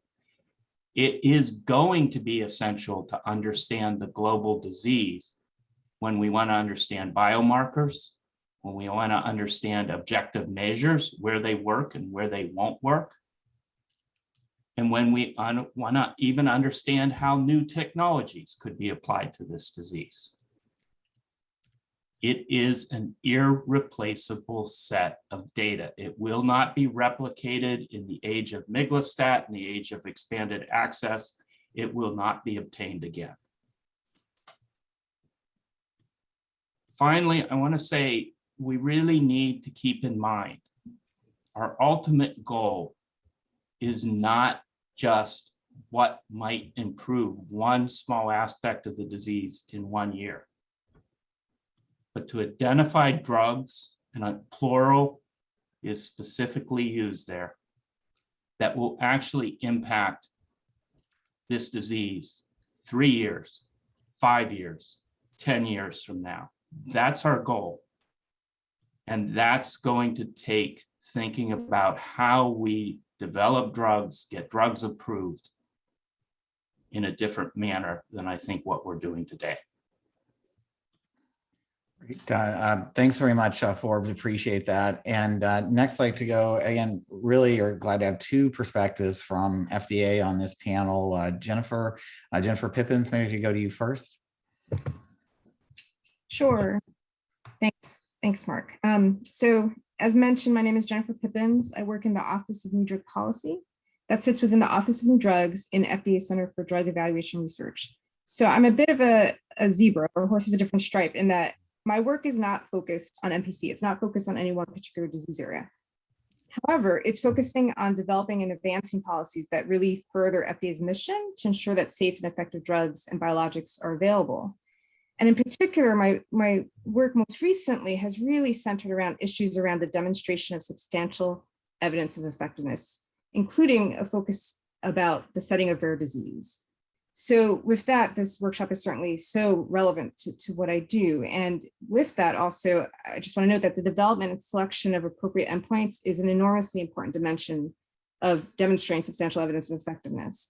So I've been really appreciative of hearing the challenges and the potential pathways forward that participants have noted. I also want to just say, I've been incredibly humbled by listening to the stories of patients and their families. And to the point that was just made earlier about the glacial or geological pace of the disease, one of the things that really struck me was also the comment about how when the patient's family heard the term slowly progressive, at the same point in that moment, receiving that diagnosis of NPC changed life in a second forever. So I'm struck by both the glacial progression of disease and also the immediate sort of volcanic change to a person's life and a family's life. So I've really learned a lot from hearing from patients these 2 days. That being said, with regard to the specific question posed about strategies and endpoints, again, I don't have specifics to offer in the setting of NPC, but I do really want to note that there's also sort of forces at play that are really trying more globally within FDA to really think about our endpoint development, in particular for rare disease. And one of the ways we do that is in supporting the development of guidance. For those who aren't as familiar, FDA guidances are documents that FDA issues that are not specific roadmaps, but rather offer the agency's thinking and perspectives and recommendations to important stakeholders, including academic researchers, including industry and others. And so there are numerous examples of how we in disease-specific areas issue guidance that relate to endpoints. But I do want to highlight to the group the 2019 draft guidance on demonstrating substantial evidence of effectiveness for drugs and biologics, which really delves into so many of the issues that we've talked about these last 2 days, including endpoint development, but also more broadly trial design, with a focus at the end on how we can apply various tools to most efficiently develop drugs in the setting of rare disease. So I think that's an important tool to keep in mind as we think about NPC. Great. Thanks very much for those initial comments, Jennifer. Appreciate it. Next, I'd like to go to Janet Maynard, also from FDA. Thanks so much, Mark. And a specific thank you to Debbie and Sean on our panel for providing your perspectives. I really, really appreciate that. So I'm Janet Maynard, and I'm the director of the Office of Rare Diseases, Pediatrics, Urologic, and Reproductive Medicine. And within my office is the Division of Rare Diseases and Medical Genetics, which really serves as a hub for rare disease drug development across the Office of New Drugs by helping to coordinate rare disease education, policy, and research. The division also does review drugs and biologics intended for the prevention and treatment of rare inborn errors of metabolism. So to get to our first question, I think it's important that really at FDA, we're so committed to helping speed the development and availability of new therapies for rare diseases such as NPC. And this workshop has really highlighted the devastating impacts of NPC on patients and families, as has been mentioned. And there's really a critical need to advance research to support the development of drugs for NPC. We've heard from patients and families that they're really willing to take substantial risks in the search for new treatments and in this sort of advancing research. And the lack of therapies for rare diseases such as NPC, it's really a significant public health issue. And to me, it really requires collaboration.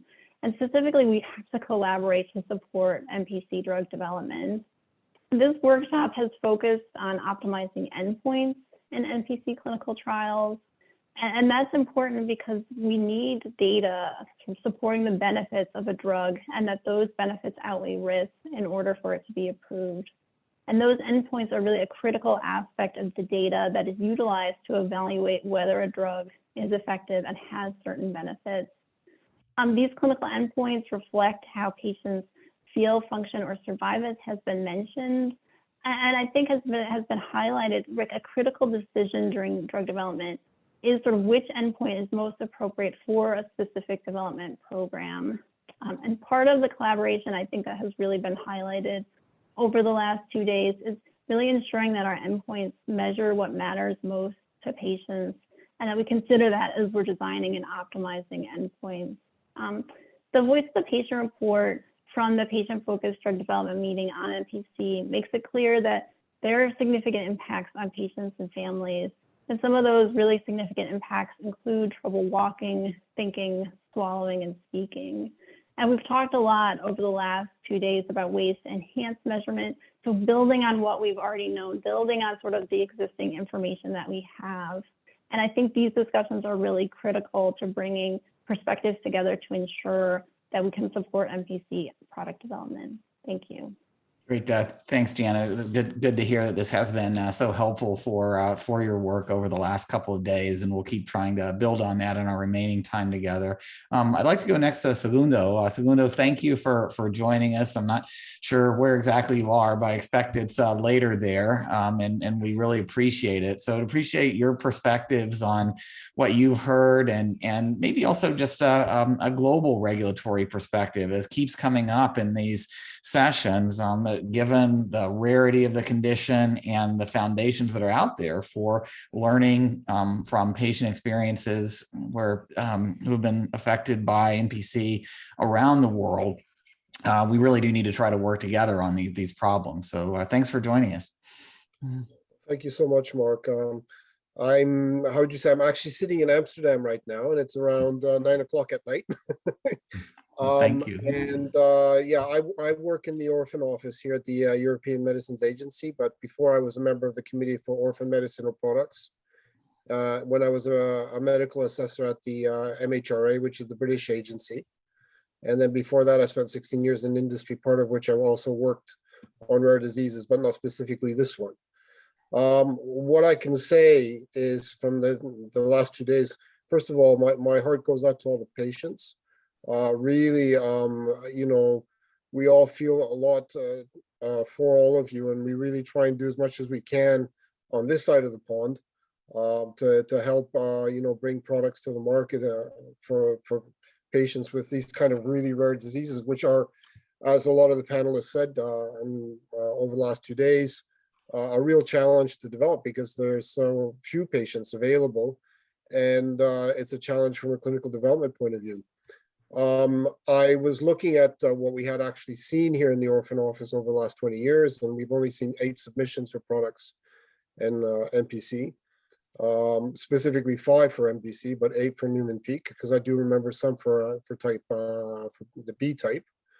And I was having a quick look at you know, where the development has been going, and I have to say that I would agree with what Steve said earlier on, that we shouldn't throw out the NPC SS questionnaire, as I'm seeing that it's coming up a lot in as a primary endpoint, a lot of the scientific advices that we've been giving here in Europe. But I also like to point out that we do like to have a bit of a, how would you say, a feedback mechanism with regards to our relationship with CHMP. And also I'll talk a little bit about that afterwards with the FDA, about our experiences with regards to, let's say, the less successful submissions that come for indications such as NPC. Because I think it's really important that we learn which endpoints and which, let's say, biomarkers actually can show something or potentially something. And because we're dealing with such a small patient population, we can glean a lot of information for where things have actually worked and where things haven't worked. And when I look at some of the reports and the submissions that I get, yes, indeed, here at when we get an orphan drug designation submission, I've seen a lot of people using validated animal models, non-clinical in vivo models, which was also mentioned and is really helpful because we look here in Europe, we look for not only biomarkers, but also phenotypic markers in these models and see if there's a correlation between them and with regards to the effectiveness of a potential product. And then we look at what's happened at the CHMP when they come for licensing and trying to take some lessons back from that. And then what we try and do is we have a rare diseases cluster with the FDA once a month, where we actually say, we identify these difficult areas for development, and we say, hey guys, we've been seeing this might work, that might not work. What do you think? So that we can speed up, as you're highlighting a little bit earlier on, this process of identifying and improving and sharpening the tools that we have, for example, for an indication such as NPC. So what I can see when I was looking over the last 20 years that we've been designating this condition, so I think the first designation was in 2003, and that was actually for Zaveska, and it was rejected to begin with in 2008, I'd like to highlight here in Europe, before they came back with more data. What I'm seeing is that there is kind of a progressive focusing on what could actually work as endpoints. And I've seen, when I was looking at the scientific advice that was given, I mean, I had a quick look. I can't, say that with my hand on my heart that this is exactly what's happening. But what I am seeing is that the NPC SS questionnaire is coming much more to the fore in the scientific advices that we're giving. So it seems that this seems to be a good instrument, even if it has its weaknesses that we highlighted at the beginning of the meeting. And what I was also noticing is that other people are coming with other, questionnaires associated with ataxia, for example, which are really quite interesting. So, I totally agree with this idea about sharing information. And I have to say that we've had a lot of interesting discussions with the FDA with regards. I do recall having a discussion about PC 2 or 3 years ago in our cluster with regards to endpoints. We do try and sharpen up and learn from the lessons of less successful applications. That's what I would like to say anyway here from Europe. And we do have patient representatives, for example, who sit in on scientific advice and on the committee of orphan medicinal products. So, and sometimes also in CHMP, which is the licensing body here in Europe. So that's my humble perspective here. But the webinar has been really, really good, and I've been really, really happy that I was invited to this.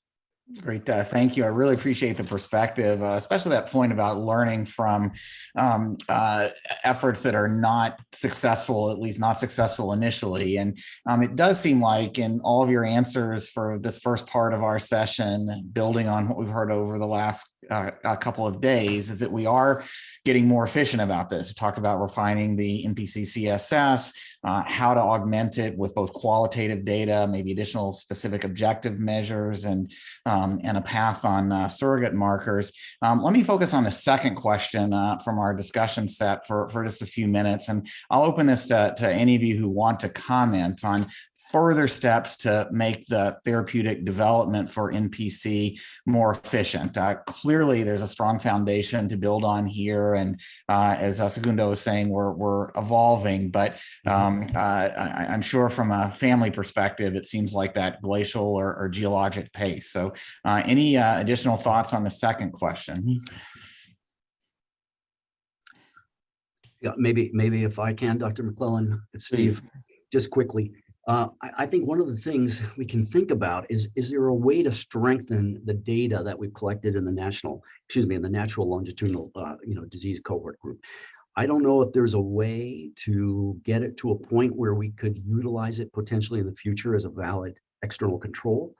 But I just worry that given the number of patients, we might really want to look hard at what we might be able to do to either enrich that or ensure that we collect robust enough information that it may in fact in the future be utilized as an external control.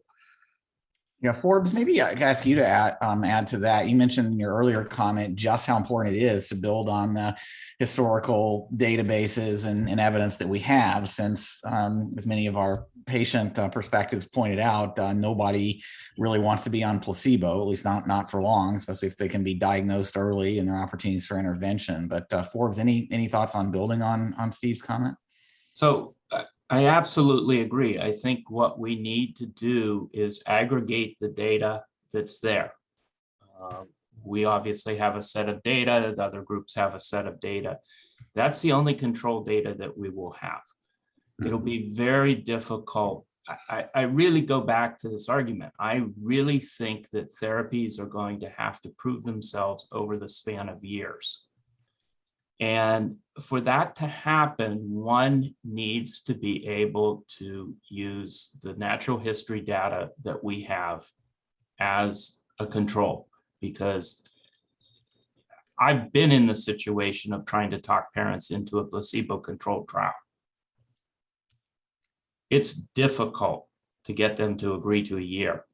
You're not going to have them agree to longer trials, especially in the context of, multiple potential therapies out there, expanded access, as well as off-label use of drugs that may impact.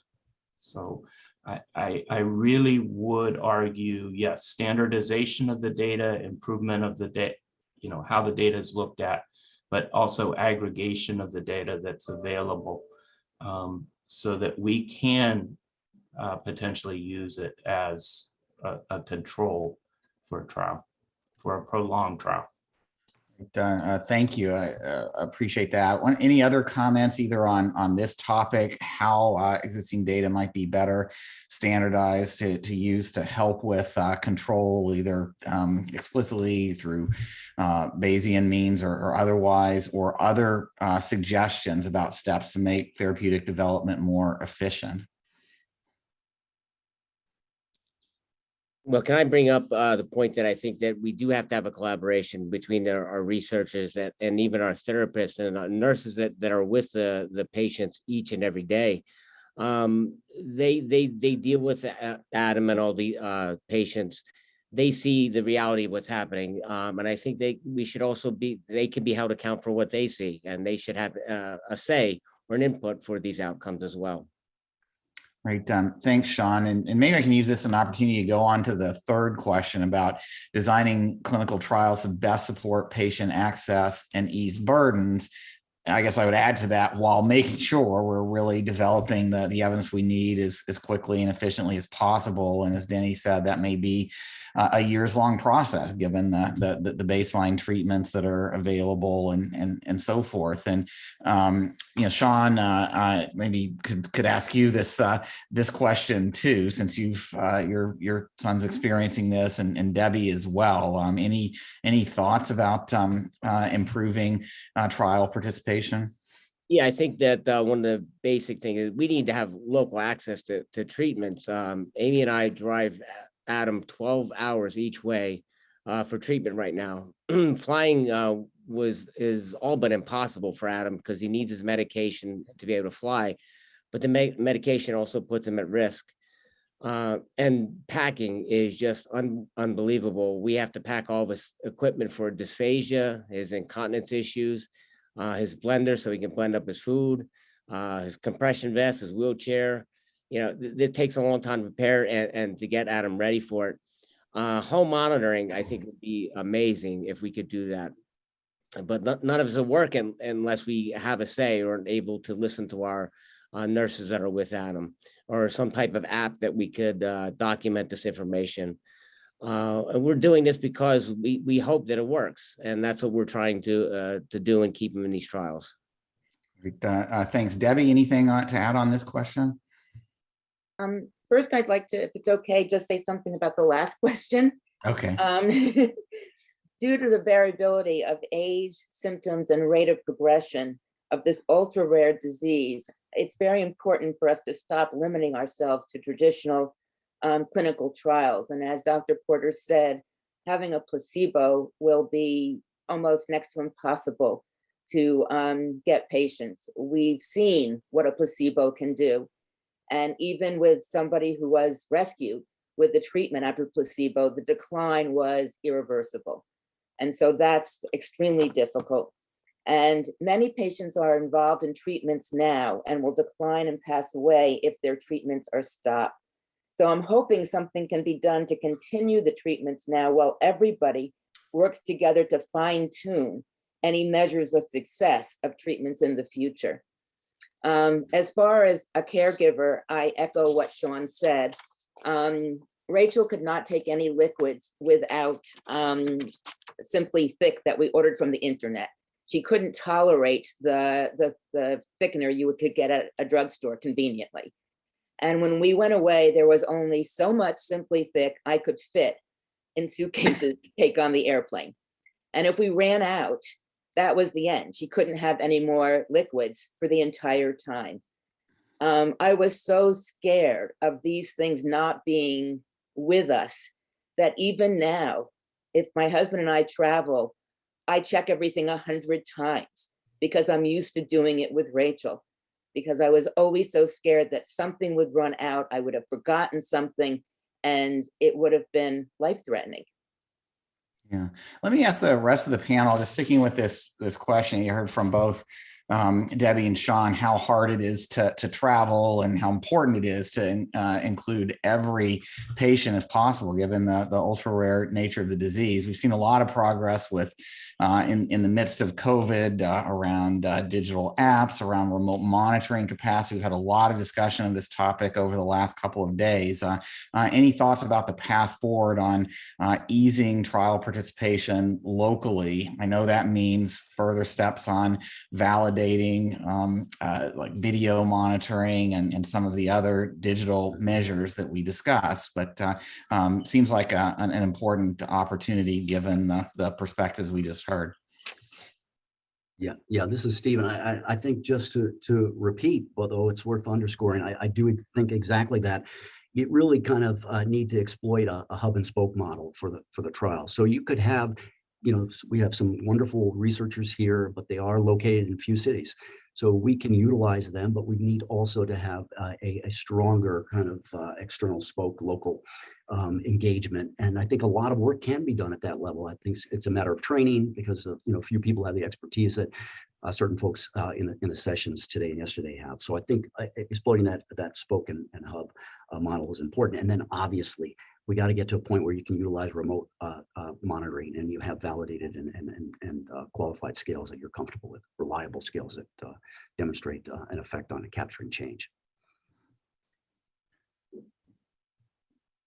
And this is Janet, just to build a little bit on what's been said, I think by several people. I think COVID has really changed a lot of how we think about trials. It's been extremely challenging, but I think it's also pushed us to really think about innovative approaches to how we conduct clinical trials.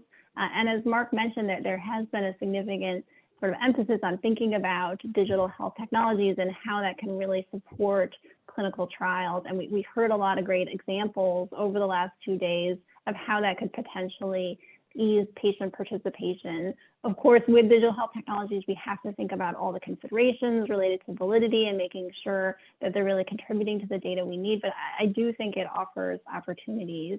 I also wanted to sort of add on to one thing that Segundo had mentioned, just about the importance of thinking about these issues from a global perspective. So clearly with any rare disease, making sure that we're working with our global partners is so important. And we think it's really critical in terms of even thinking about patient access, because we need to think about that at a global level. Great. Thank you very much. And Jennifer? Yeah, I just wanted to add on, echoing what others said about digital health technologies. I wanted to underscore again that, yeah, we've made enormous progress in this area, and in particular, note the guidance that came out on this just several months ago. But also wanted to mention something I think someone else underscored before, which is that there are definitely opportunities to not have to reinvent the wheel for digital health technologies over and over again. And in particular, I'm very curious about what might be particular features of digital health technologies that might be applicable in the setting of rare disease, globally conducted trials for rare disease. And I think there may be opportunities in collaboration with other development programs and other rare diseases to really figure out what works best for this particular type of patient population. Yeah, certainly some of the issues that have come up here, measures of ataxia, et cetera, are relevant in a range of other conditions. I appreciate this discussion. I do want to get on to the question about other considerations besides endpoint selection, as much as we've focused on endpoint selection for good reason during this conference. But there is one good question from the attendees that I'd like to get to from Tim that I think, Jennifer, kind of builds on your point that not just looking at NPC and try and look at it in a unified way globally, but looking at other conditions that previously been unmet medical needs, and see the question lists a lot of other neurologic conditions, MS, Duchenne, et cetera, where initial approvals were small steps, but may be built on later. Any insights that you all might have from other disease areas that perhaps have analogs here that we haven't talked about already that could benefit making more progress in trial design and building on what we've learned so far? Give it to others in just a second who have more specific expertise in a particular area, but I am struck by the comments that participants have made, particularly around issues with neurologically debilitating disease. But I want to highlight that this exact issue is why, for example, we have things such as an office that overlooks rare disease in general, in that it really affords the opportunity for leveraging lessons learned across the very specific therapeutic areas. But with that, I'm going to see if Janet actually has any additional comment. Thanks, Jen. Just to add on to what you were saying, I think we've heard a lot of great examples, especially during today's workshop, of sort of learning from commonalities in other disease spaces and how we can use that to support not only endpoint development, but also sort of rare disease trial considerations. So I think, as you're saying, Mark, that's important for us moving forward to sort of course, have the expertise of the NPC community. And that's so important as we think about clinical trial design and advancing the research, but also looking at lessons learned in other disease areas so that we can really move together. Great, thank you. And at our fourth question, we've touched on this in some ways beyond endpoint selection. What are some of the other key considerations? We've had some discussion during this session earlier about the importance of relying on historical evidence of patient experience and course of care. We had some discussion about N of 1 trials, trying to really rely on an individual patient's experience and deltas rather than levels of measures as a way to perhaps, if we can specify the models well enough, the trial models well enough to focus on impact of a new treatment at patient level, maybe more precisely given the heterogeneity of this condition. Anything else that people would like to add on this topic? And Debbie, I see your hands up. And I think you're on mute, sorry. Okay, thank you. I have two considerations, and the first is to listen to the caregivers about the risks they're willing to take. This was mentioned earlier. At one point, loss of hearing was disputed as, a big concern. But what we've found is, first of all, with lower doses, loss of hearing has decreased. And I don't know anyone who's gone deaf, and doctors can correct me, but for most people, hearing aids compensate for it. There are few to no risks with the treatments now. However, the risk of not receiving treatment is death 100% of the time. And the second one, what goes on with this is timing. Time is a precious commodity and one that Niemann-Pick patients don't have. This disease progresses every day. As I said earlier, by the time treatments were accessible for Rachel, we had to make a very difficult decision. What were the pros? What were the cons? Would we have Rachel travel out of state to a hospital for an invasive treatment every 2 weeks? Or was it better to have Rachel continue going to her day programs she loved and for us to make every day she had left as good as possible?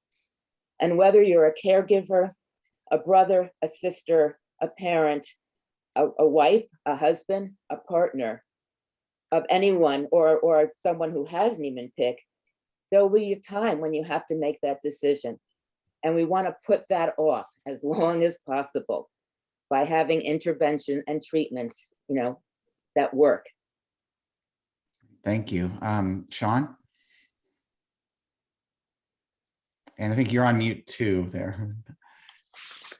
You go. There we go. I think I just want to reiterate what Debbie said. It is really important for timing and patient caregiver reported some of the outcomes. Some of these outcomes can be quick, like Adam sitting up and speaking the day after his IV infusion. And even after Adam's last LP, he went 3 weeks and 2 days without any seizures. So that's just amazing proof that these compounds are really working for us. And we know it's not a cure, but they're extending us time and giving us time till we can find a cure. Yeah, I see another comment in the Q&A about at the same point about kind of relying on a patient's own history and relying on historical data that we've now collected to augment what can be done in a clinical trial alone where people don't want to be on placebos. So thank you all for those comments, and also the point about the importance of weighing patients' assessment of risks and benefits in considering endpoints and outcomes in these trials. We have just a few minutes left. I'd like to maybe turn to Steve and save Sean and Debbie maybe for a very last word at the end, but Steve and Denny and our FDA participants about collaboration opportunities. So a lot is obviously going on already. This meeting is a reflection of it. Thank you all for making this possible. Wouldn't have come together without every stakeholder, especially our patients and families working with us on these very challenging and critical issues. But next steps on collaboration. For example, we heard from, I think, Jennifer about how FDA often does guidance in areas, and there is actually some rare disease guidance related to endpoints that may be relevant here. Are there particular issues that you would like to highlight as we end where further collaboration would be really helpful? Denny? Yeah. Oops, I'll let Denny go. I'm sorry, and then Steve. So this has been a good meeting. It's brought people together from different perspectives. Sean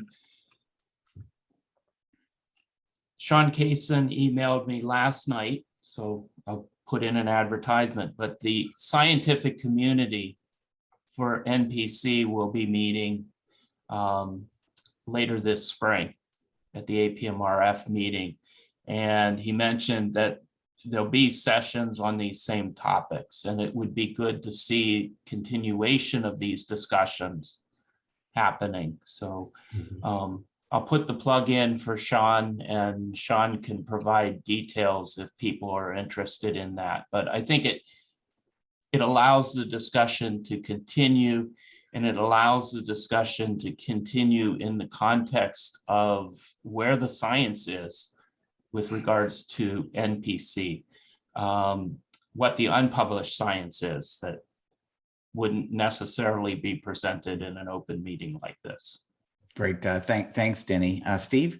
Yeah, just a few points in there, again, underscoring what's already been said. So for instance, absolutely agree with Denny, continue open regular engagement with the researchers, drug developers, families, and patients. And the Parsigian meeting on an annual basis is a wonderful place to do just that.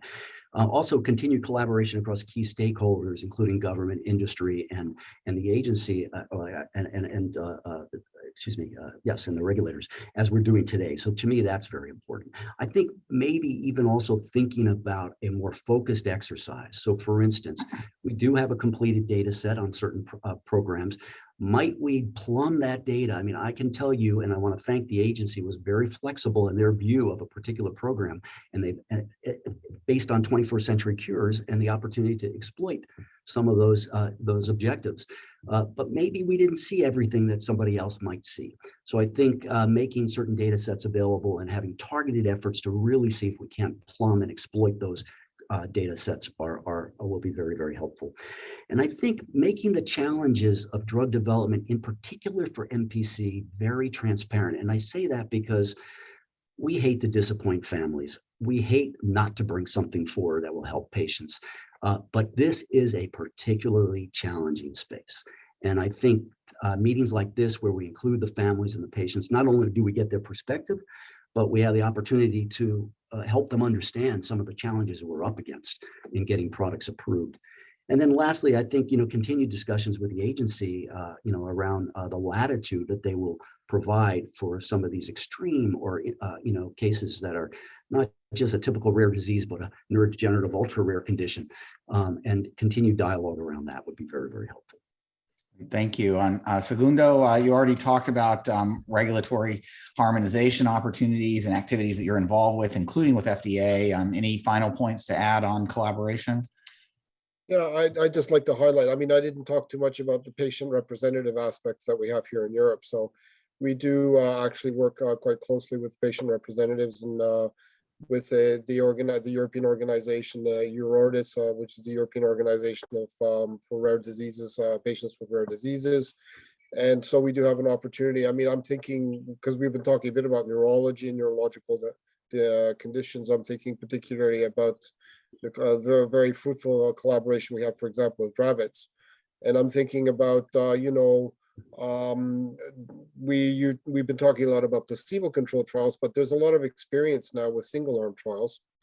I'm thinking about experience, for example, what we had in spinal muscular atrophy recently in the last couple of years.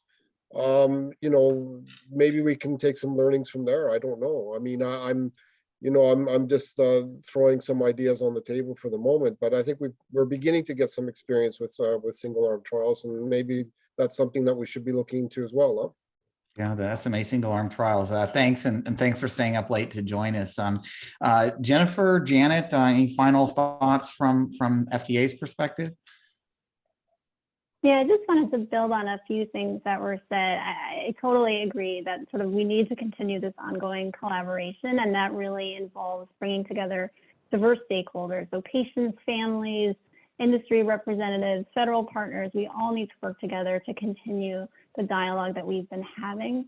I also wanted to build a little bit upon what Steve mentioned in terms of the importance of data sharing and really analyzing the different data sets that are available. I agree with him. I think that's really critically important. And of course, at FDA, we have various efforts that work to sort of look in the pre-competitive space at data and try and learn from different situations, such as the Rare Disease Cures Accelerator data analytics platform. So I think those are important conversations that we continue to have as we think about sort of next steps for NPC drug development. Great. Thank you very much. And I apologize for running over a few minutes, but we're running over a few minutes, and I'd like to turn to Debbie and Sean for final comments. I appreciated your last comments, Debbie, about the importance of time and the importance of recognizing patient perspectives, patient family preferences in designing trials, as well as the importance of all of us continuing to work together. Thank you.